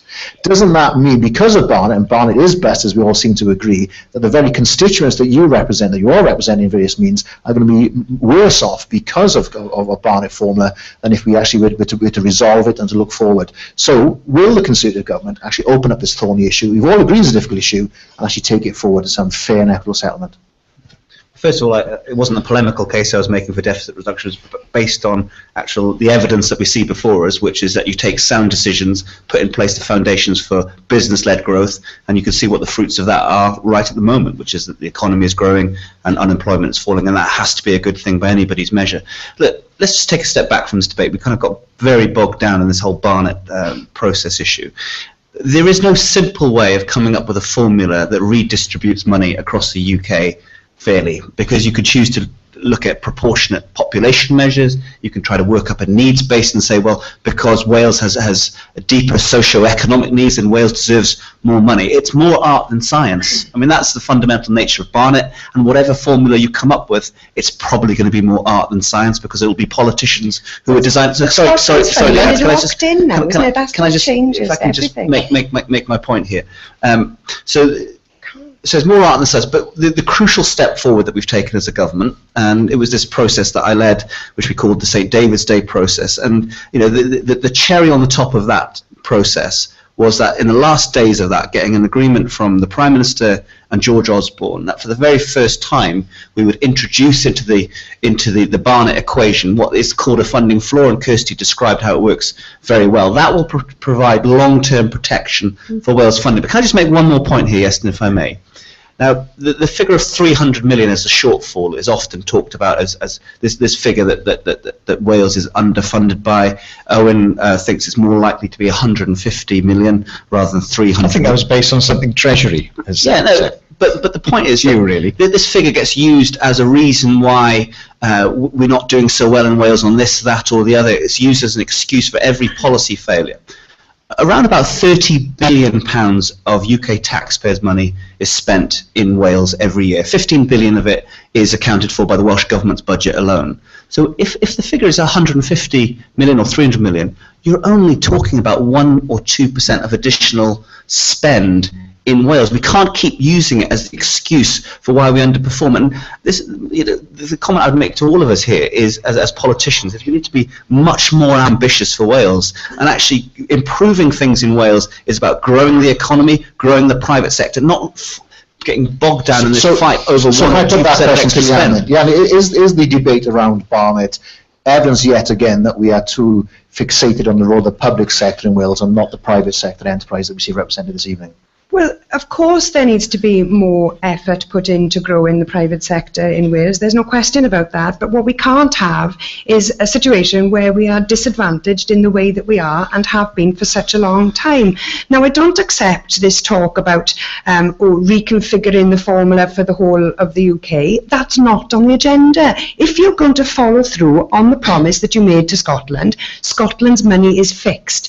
Now, what I cannot accept is for Wales's money to be fixed in a disadvantaged position. We deserve parity with Scotland, and not one of these people have given me a sound argument as to why we shouldn't. Why shouldn't we have parity with Bolton, for example? We're a nation. Bolton is a city, or is a town even. England. Wales is a nation. Scotland is a nation. We want the going rate for devolution. No, if Scotland gets it, why not Wales? One nation against another. It is the same old divisiveness. You did that with the vow. Of nationalism. It's the same old divisiveness, and it's not socialism, Leanne, and you can't argue for it. Kirsty was at the finish.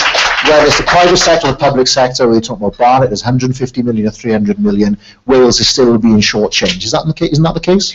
Well, what we need to do is to recalculate the figures, because actually Jerry Holtham himself has said that the figure is probably negligible, and the point is well made. Welsh Government can't keep using the excuse for policy failure on what is actually a very small proportion. And of course Leanne is going to argue this because it suits her agenda to argue for this, because it does set nation against nation, and we're talking about this in the context of Scotland, but actually we have to think about it in the context of England too. And of course this argument just just further feeds fire to this belief that actually, perhaps, you know, what's to stop England saying, actually, we want a referendum on whether we want out of the Union, thank you very much, because we're sick and tired of sustaining this system. So it suits Leanne to make this argument because it does set nation against nation. What is important, you know, Stephen is right. We say we want a different formula, we want a needs-based formula. Well, the way in which Welsh Government says they distribute their money is a needs-based formula, but I can tell you, if you're sitting in mid-Wales or in rural Wales, it doesn't feel very needs-based to you. It feels anything but needs-based.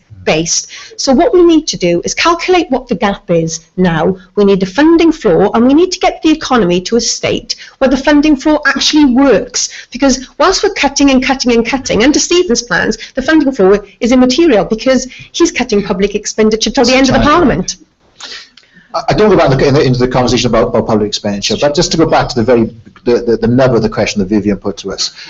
We are in the closest, most contested election for a generation. I think it's fair to say that's the case. Whether you believe there's going to be a mass shift in Scotland or not, I think the days of two-party politics, at the very least, are over. What is the role of a nationalist party, for want of a better word, is what Plaid Cymru is, or minor parties? What is the role of those parties in 21st century British politics, Leanne? Well, the old days of two-party politics are over. Most people are now prepared, whereas in the past they were only looking at Labour or Tory. I think in the 50s, 97% of people voted either Labour or Tory. And now we've got more than 50% of people who are prepared to vote for parties that are other than Labour or Tory. And I think that makes politics much more interesting, and it removes the one-dimensional nature of politics, and it creates this situation whereby we could very realistically face another hung parliament in May, where those of us who are in smaller parties could hold the balance of power. And I make absolutely no apology for making sure that Wales gets a fair and a deal that actually enables us to get back to a position where we can stand on our own 2 feet, because we've been so disadvantaged for such a long time. And I don't accept this argument that we're pitting country against country at all, because I've said on many occasions we've got a lot of common cause with those communities in the Midlands and the North East and the North West of England whose public services are underfunded as well, and that comes then back to the question of austerity. And what I fundamentally believe is that these are down to choices. We can choose to spend £40 billion on HS2, we can choose to spend £100 billion renewing the Trident nuclear missile system, or we can choose to support people, we can choose to fund public services, and we can choose to invest in our economy. And we're not taking those choices, we're making the wrong choices in many cases. And if we were to end austerity and redistribute power and wealth throughout these islands, then there are communities like those in Bolton and other parts of England that would see an increase in their prosperity as well. So a clear role for Plaid Cymru. Isn't the real challenge, in the fact that the two dominant parties of the 20th century have actually lost the credibility of the public? It wasn't that long ago when we were seeing great majorities for Tony Blair. What's happened to Labour? Has it lost the ability to connect with its core vote? Has it lost its ability to connect with the business community? There's been a lot of conversation recently about the difference between the Blair era and its relationship with business compared to the Ed Miliband era. Is it the case that Labour is a party of the past, struggling to keep up, or does it have a narrative? Does it set something for both the business community and society in general? Well, at the last general election, at least 2/3 of people in this country still voted for one of the two big parties. And on current polls, 70% of people are contemplating voting for either Labour or Tory. So I think you could overstate the extent to which we've got a radical new departure. Plaid Cymru are at 10 or 11% in the polls in Wales. They are a very minor party. They're not even the principal opposition to Labour in the National Assembly for Wales. It's the Conservative Party who are that. And of course, yes, earlier this week, the Conservatives are the true party of Wales. Yeah, well, I had a good laugh up my sleeve at that one. Because I don't think anybody in Wales would, other than Stephen, would be so bold as to describe the Tories as the true party of Wales historically, presently, or even figuratively. However, there is a poll in Wales that we saw just yesterday that's got Labour on 40% of the poll, Tories on 25%, the Liberals I think at 5%, and Leanne's party at 11%. So I think clearly, on the evidence of the past, on the evidence of the present, Labour is still the absolutely true party of Wales, the party supported by the overwhelming majority of the Welsh people. So, Stephen, to finish, substantiate that claim that despite what's happening in Scotland, it's still a question of the two main parties duking it out here in Wales. Yeah, and before I do that, I'll come back on the Party of Wales claim, because that was based on a record of 5 years of delivering in government. I made that statement on Monday based on what we've done, rolling up our sleeves from Westminster in the last 5 years and actually delivering on things that we've been talked about for decades in Wales, which didn't get any progress at all. M4 upgrade, electrification of the Great West Main Line, a city deal for Cardiff, Swansea Bay. Done any of these things yet? We have a track record. Sorry, we have a track record. We have a track record of rolling up our sleeves, working pragmatically, working across party boundaries, and actually getting things done for Wales. So that was the basis on which I said the Welsh Conservative Party in 2015 is the Party of Wales. Okay. But can I just come back on the substance of your question? It is an interesting question. One of the things that has changed hugely since 1997, and Tony Blair had those huge majorities you said, is the introduction of proportional representation, a whole variety of different elections, which gives platforms for other smaller parties to have a voice, to share a voice, have representation. And I think broadly that's a healthy thing. I think it's good for the two main parties to have more competition and to justify our existence. But things change. SPV for Westminster. I remember Peter Hain planting a flag in Wales in 1997 and saying it was a Tory-free zone. He doesn't say that anymore. Well, times certainly have changed, but there are some issues which we in the FSB seem to return to on a regular basis. We're slightly more than halfway through, and I'm hoping to get through all our questions this evening. And I'd like us to go to Mel Biles. Mel is a member of our Policy Unit Committee. I'm trying to find him in the audience. There we are. And Mel has a question from the South East Wales branch. If I can get up. We all know that the Severn Bridge tolls are way too high. What would you do if you were in power after May the 7th to rectify it? Short, sharp question from Mel and Owen Smith. I understand you transfer the control of the Severn Bridge to Calvin Jones, if that's the case, and that he'd use as a cash cow to fund the M4 relief road. Is that right? Is that I don't know where you get this from. Where have you come up with this excellent quote from me that isn't mine? A certain Undersecretary of State for Wales. Certainly Carrian's proposition. The Undersecretary, the Tory Undersecretary of State for Wales and Calvin Jones both agree that the way to fund the M4 relief road in the future is through continuing the tolls on the Severn Bridge. He hasn't so told what's you. the question, Iestyn? So the question is, he hasn't told what you. would you do? The Severn Bridge tolls are much too high. What would you do about them if you're in government? Okay, well, they are too high. They're some of the highest tolls anywhere in Western Europe for such a bridge. And I was on the Welsh Affairs Select Committee when we looked at this and determined that you could probably just about fund both bridges for a couple of pounds as opposed to the £6.50 odd that it presently is. There will be a moment when we get it back in public ownership in 2018 or so. It's clearly been a terrible PFI deal that was struck by the Tories in 1994 with an endless rolling cycle of it staying in public sector. The targets for private sector, the targets for the company to earn their profits have been absolutely excessive. And when it comes back to public ownership, I think the then government will have to determine what level it can reduce the tolls to, because I think they must be reduced, because clearly they are a disbenefit to Wales, and if I'm the Welsh Secretary, I will be arguing very, very vigorously that we should be reducing those tolls. I'm also absolutely open to the idea of us devolving the proposals, and at least there being a shared responsibility for that. That's a so we are getting somewhere closer to what I mentioned. Then you are closer to devolving them. Well, I think there's a really good argument to be made for that. It's not something that we are going to be announcing in our manifesto. It's not something we've decided on. I think to do so many years out with a rolling target for when it comes back to the public sector would be silly. But I'm totally open to it, and if we're in power, we'll be discussing that collegiately with Carwyn. To other panellists, 2018 is the date that's sort of plucked out the air more often than not for the end of the current franchise. Any manifesto commitments from other parties to reduce or to remove the tolls altogether? My party's manifesto will contain a commitment to scrap them once they come back into public ownership and the debt has been paid off. Stephen Crabb? Yeah, well, I spent a bit of time looking at this when I was the junior minister. Are you going to pay for that then?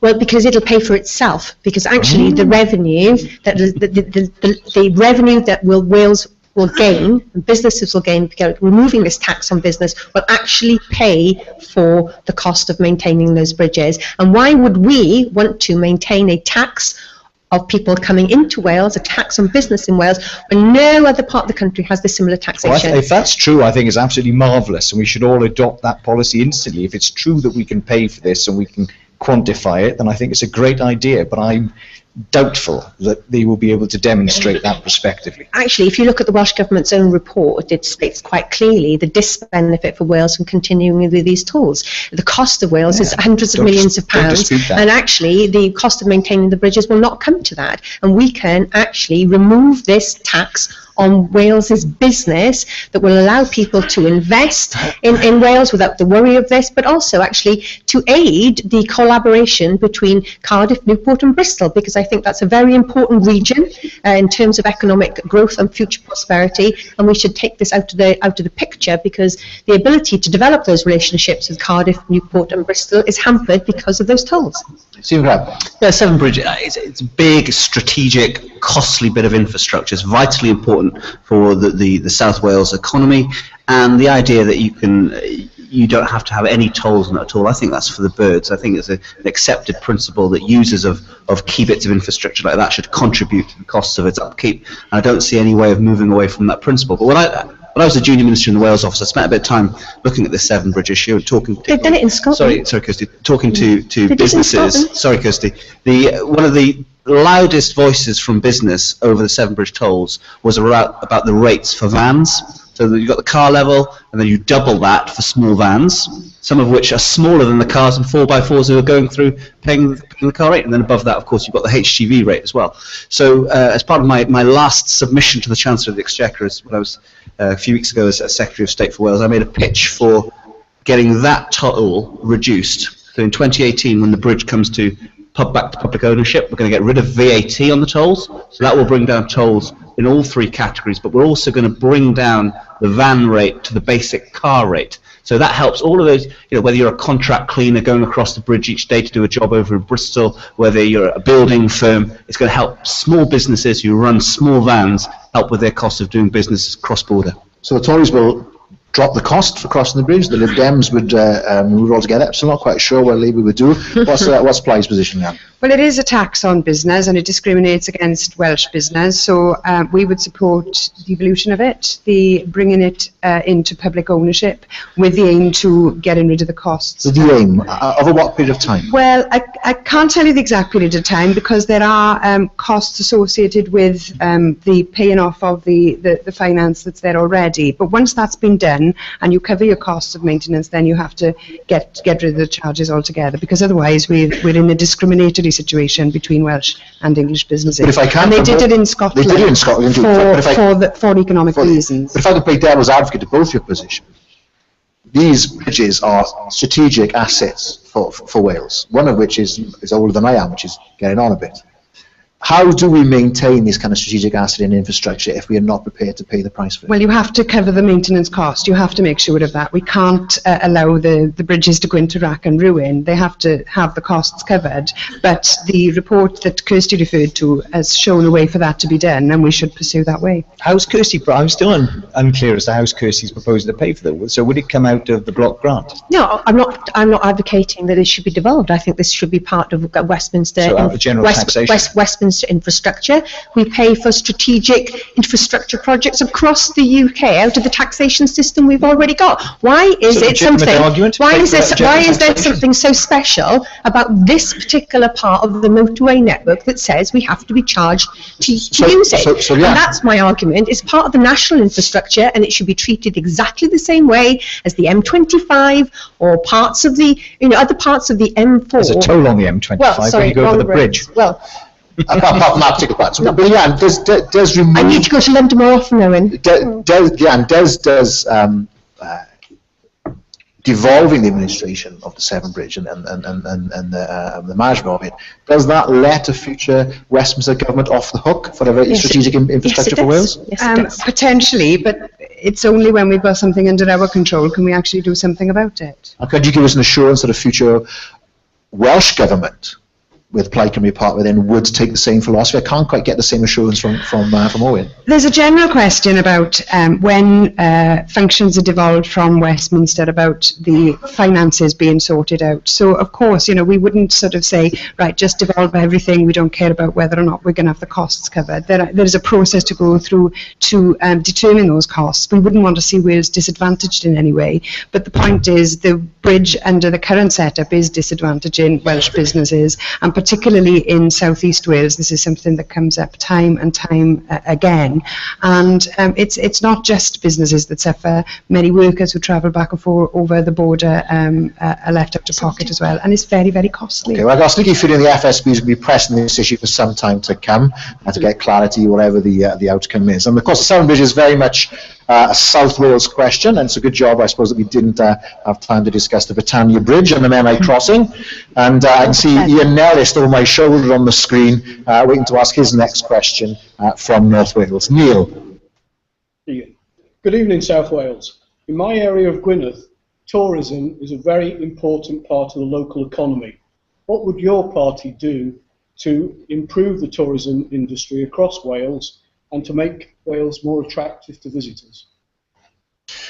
Well, tourism, of course, is a devolved policy area, but is there anything that a UK government could do, Leanne, to support tourism specifically in Wales?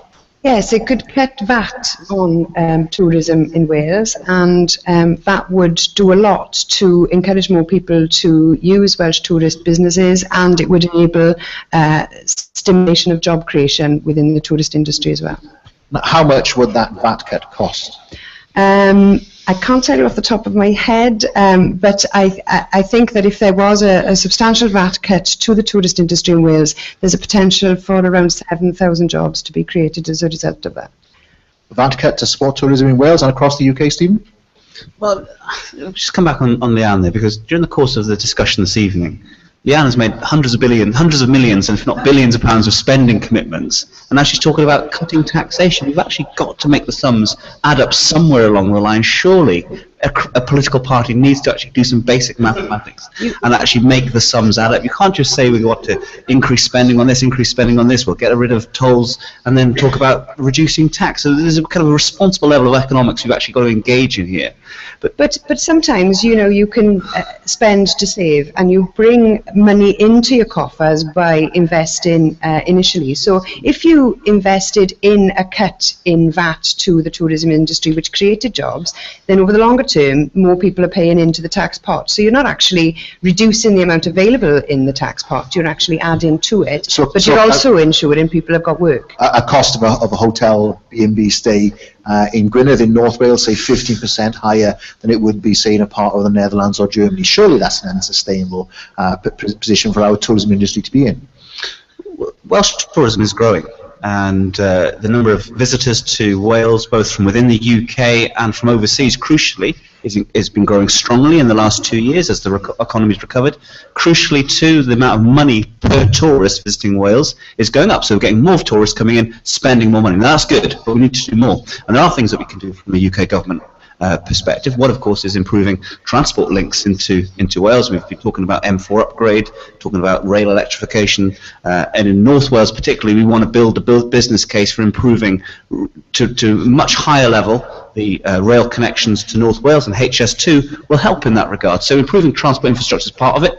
The money that we've invested from the Westminster government to help with the rollout of super-fast broadband across Wales is really important. Who wants to go on holiday in 2015 to any location now which doesn't offer fast broadband connection? It's a kind of a given if you're running a hotel or B&B that you've got to be able to offer broadband, so that's really important. But there's also this a responsibility on UK government in the way that we market the United Kingdom, not just to talk about UK or Great Britain, but to talk about Wales distinctively within that. And one of the most pleasing things I've seen in the last few years is the way that UK government now works much better with Welsh government to market Wales strategically on the international stage. And the Prime Minister did his bit with the NATO summit, where shamelessly he used the NATO summit as an opportunity to market Wales as a tourist location, as a business location. So the things that we can do, and we're doing it. We are seeing some really good growth in the tourism sector in Wales, but we need to do more.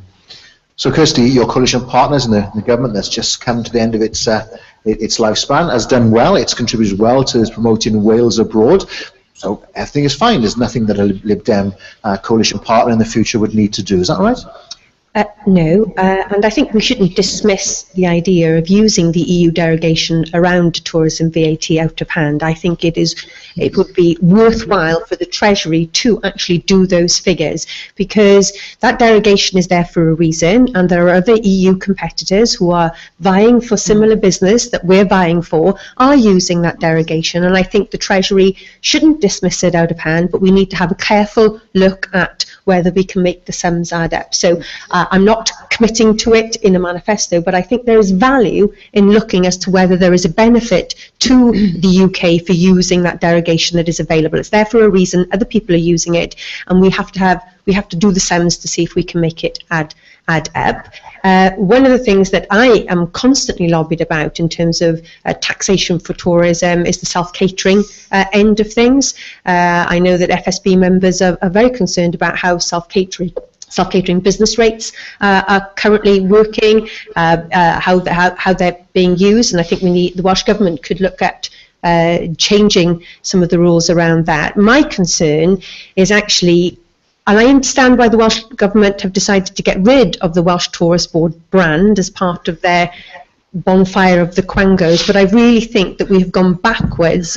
We've taken a step backwards in trying to make sure that there's a recognised brand, and the new structure that has been invented by Welsh Government, I think, is one that potentially is going to dissipate efforts to create that very strong brand image and to market Wales to the world. And we need to market Wales across all our strands. I think some of the marketing that we've seen coming out of Welsh Government recently really doesn't hit the mark. We've got lots of quality accommodation at various ends of the market, whether you want to stay in Llangoed Hall or Bodyscallen, or whether you want to stay in a bunkhouse in the foot of the Brecon Beacons. We've got good quality at all parts of the range, but I think we've got a very myopic view of what Wales has to offer at the moment. And whilst I'm sure some people do want to come here to mountain bike and to chuck themselves off a coast in Pembrokeshire, which my daughter is doing today, I'm not sure whether that's all we've got to sell.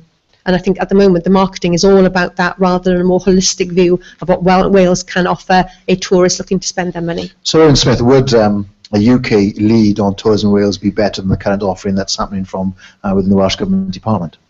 Well, the first thing I wouldn't do is I wouldn't do what Conservative Party have traditionally done, which is increase VAT. They increased it last time from 17.5 points to 20%. The last Labour government, if you remember, in order to stimulate the economy, did cut VAT from 17.5% to 15%. It engendered an extra £3 billion worth of consumer spending in Britain, some of which would have been on tourism. The second thing I wouldn't do, when Stephen is absolutely right, and we're seeing an increase in the volume of overseas visitors to Wales, I think it was about 1 million last year, is get out of Europe, or risk getting out of Europe, because where are those tourists coming from? Principal tourist destinations or principal areas of the world from which tourists are coming. Germany, #1 to Wales, France, #2, and I believe it's Italy, who are #3 coming into this country. No, Ireland, rather, I think, is the third one. These are European nation states, so the prospect that there will be increased taxes and tariffs placed on them coming here would be a clear impediment to growing our tourist industry. But Stephen is right that transport is key. He's also right that HS2 would be for the Llŷn Peninsula, I think, a benefit if we build on that through electrification of rail in North Wales, through the money that is being spent, around £50 million already on improving the A55 and the A5 across North Wales. These are things the government can do. I think the proposal that we all agree with to devolve ports to Wales could see extra investment in Holyhead in particular that would be very beneficial for North Wales. I led a delegation of Welsh MPs meeting with the Irish ambassador about tourism and other things just a few weeks ago, and I think we should have an ambition to try and make that Holyhead-Dublin link as important a link as that between Dover and Calais. I think that's an ambition we should have. The Welsh Government's ambition to increase by 10% by 2020 the volume of money raised through tourism in Wales is a great ambition, but we shouldn't gainsay the fact we're doing incredibly well already. I think it's around 15% of our jobs in Wales come from the tourist industry, so it is one of our strengths. The diversification is great. There are loads of wonderful places to go. I holiday somewhere in Wales most years. We all love it. So a key sector, North Wales a key destination for European travellers. Might be some benefit from some form of VAT cut or some support by the derogation for those businesses, but getting there is the challenge. Would a future... We couldn't do it just for Wales, could we? I mean, that's the fundamental question. So it's all very well for Leanne to say once more, well, let's just, have 5% tourism tax on VAT in Wales, and then it'll all be fine, without knowing how much that's going to cost, or indeed what the disbenefit would be to other parts of Britain of Wales setting a lower rate. I mean, we've got to be realistic, Leanne, about what we can do and what we should do as people who believe in sharing our resources and our benefits and pooling our risks across the UK. Now, you don't believe it. Wider. I mean, there are other countries in Europe that are in direct competition with Wales that and there is don't have to pay as much there is a case VAT, for considering that as a UK. There absolutely is. But we would need to cost it, we would need to know precisely what the benefits were going to be, and we would need to think about what the additional demands would then be on government to look at other sectors, because there are clearly other sectors that would benefit from a reduction in VAT, and we need to think about that. So it's, it's very easy to say, well, look, let's just cut VAT to 5 points in Wales for tourist destinations and we'll all be hunky-dory, but it doesn't work like that. If we want to stimulate and turn around the Welsh economy, these are the kinds of measures that we will need to look at, and you're just dismissing them. No, I'm not dismissing, I'm saying it's not as simple as you suggest. Kirsty, finish before we address the last question. It's not simple, and of course it would have to be done on a UK basis. That's how the derogation works. But I do think it's worthwhile Treasury crunching the numbers rather than simply ruling it out of hand to see whether it is a policy. Well, fair play, but you're in government, so you should have got on with it. They have. Good way to end past that. Last question to Gareth Harris. Where's Gareth? Good evening, panel. Over the last few years, we've heard a lot about HS2. In fact, you mentioned it about 3 times tonight. How exactly will it benefit people here in Carmarthenshire? And you seem to be quite supportive of HS2 this evening. How would it benefit people in Carmarthenshire, or for that matter, Gwynedd, as we've discussed already? Well, I think the principal benefit for Wales very clearly is going to be for North Wales, because speeding up passage through to Crewe and there being a connection from Crewe through to North Wales is clearly going to be the greatest benefit. So I think the other thing that will be a benefit is the proposal for the whole of South Wales for a spur through to Heathrow, which will speed up transit that all of us who are travelling out of Heathrow need speeded up. But those, I think, are the two principal benefits. I don't think there is an obvious massive benefit of HS2 to Carmarthenshire. I think the big benefit is for the northwest of England. But bluntly, I do think the current government are right that we need to invest long-term in infrastructure. And Labour has said that what we need to do is to create a national infrastructure commission sitting outside government in order to depoliticise some of these incredibly expensive long-term investments. One of the other admissions, if you like, on the part of the current Labour opposition is that we, like other governments, fail to suck the politics out of those incredibly expensive long-term investments. One way to do that would be a national commission that took responsibility for planning and took responsibility, if you like, for trying to sell to the public the long-term benefits of some of these large expenditures. So we've had a commission on airport infrastructure in the South East. How well has that gone? Well, it hasn't gone well, has it? Because clearly we should have been getting on with investing in a hub airport, and there is clearly a risk now that we will see diminished interest in Heathrow as a hub airport. Our point is one of the ways in which you could improve that in future is taking some of the politics that clearly derailed for current government and the last government future investment, or a decision really about where we should be investing. But isn't it the case that by putting it arm's length through effectively a quango? But isn't it the case that when the jobs have been in government is making tough decisions, quite frankly, those tough decisions haven't been made for some considerable generation? Well, that's my point. My point is quite clearly that successive governments have not made some of those tough decisions because of the large volume of expenditure, because of the current concentration on immediate value for money returns. These things aren't easy to sell to a public that is very worried about debt and deficit, quite rightly so. There are ways in which we could do it. I've just suggested one. Stephen, your government has committed to part fund electrification of rail projects in Wales. Are we going to see further investment in rail infrastructure as a result of HS2? Yeah. What we're seeing at the moment, and this isn't an exaggeration, it's not politicians who've come up with this phrase, it's actually independent experts. We're seeing the largest investment in Britain's railways since Victorian times, and that doesn't even include HS2. So people, because there's been so much noise and controversy around HS2, people think HS2 must be the only big rail project happening. There's loads and loads of investment going into our railways at the moment, and I think it's exciting. I think Isambard Kingdom-Brunel himself would have been proud of it. In terms of how it benefits South Wales and West Wales, which was what the question was all about. So you've got the electrification to Swansea. That was a big moment for Wales to get that deal done, and we now look to Welsh Government as the lead partner on that to follow through and get that done on time. So that cuts journey times between West Wales, Swansea, Cardiff and London. You factor in another big project that's happening at the moment, which is the Crossrail project, driving that tunnel right through the middle of London underground. You link up Canary Wharf, which is one of Europe's most important financial and business districts, with Cardiff in less than 2 hours. That's a fantastic thing to help us market Cardiff and South Wales and West Wales as business locations. Whether we like it or not, Leanne, London and the South East is the most important economic hub and financial hub for the UK, and the way we get benefit from that is improving strategic transport connections to actually get some of that business coming down. And you look at financial services, and in Cardiff, the way that some of the bank's back office functions have been relocated out of London down to Cardiff. There's some big fruit there for Wales, but we need to improve the transport infrastructure to do that, and that's what we're doing. And I think Owen's he makes a good point about taking the politics out of it. This is something that myself and Welsh Government have talked a lot about. Is can we come up with a 30-year vision for improving Welsh infrastructure that actually strips some of the tribal politics, and there's too much tribal politics in Wales anyway, and actually we focus on delivery. We spent decades talking about upgrading the M4. We're now at a moment when we can actually get on and do it, but there's other projects that we need to look at, North Wales and South Wales too.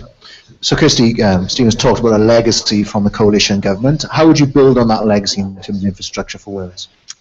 I think we need to now actually see the delivery of those projects. They've been hard fought over and hard won. The electrification of the South Wales line, electrification of the Valleys line. We need to see the development of the metro, allowing people in the valleys easy access to Cardiff, and hopefully seeing the success of Cardiff grow further up the valleys.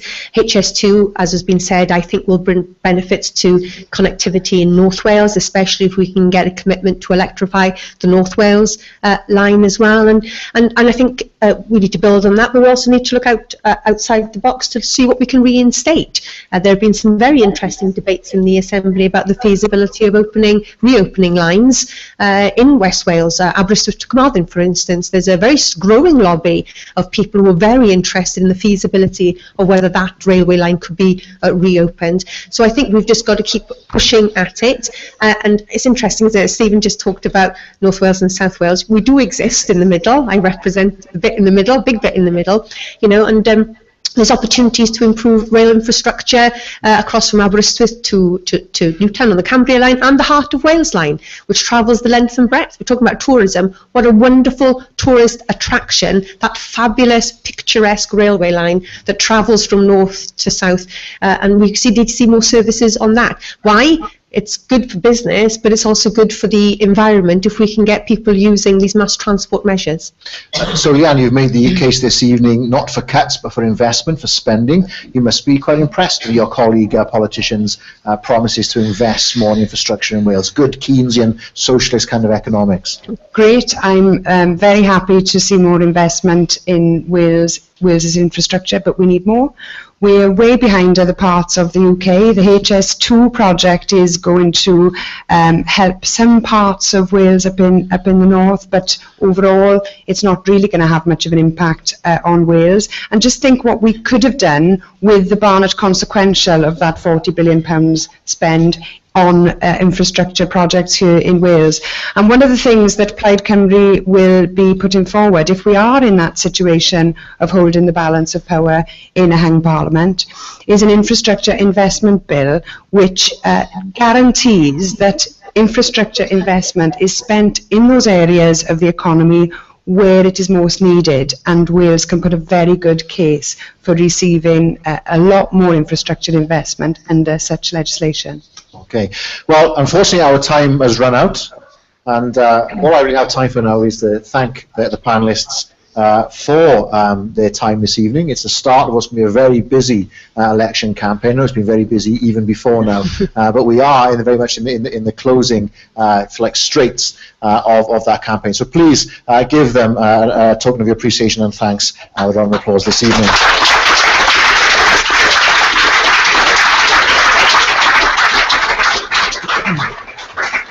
So thank you to you for your participation. I hope you found it a lively debate. I want to thank the guys up in Conwy Business Centre for sticking with us. I think the technology has seen us through. Thank you, Mike. There. Thank you. To Mellon Media and to AGFX, two FSB companies, for their contribution to this evening, and of course to the warm welcome we've received in a very sunny Parc Y Scarlets. I'm sure it's always sunny and bright in Parc Y Scarlets, despite the results more recently. So please offer yourselves and our panel and our colleagues North Wales one last round of applause.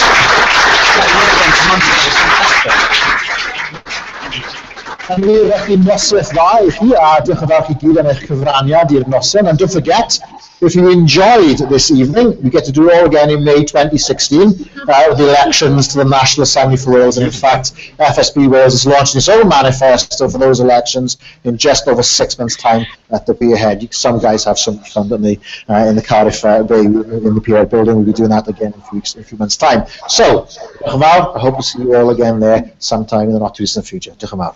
Hi there, Iestyn.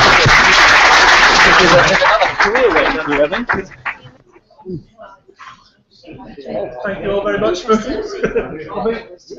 There's plenty of food left over there.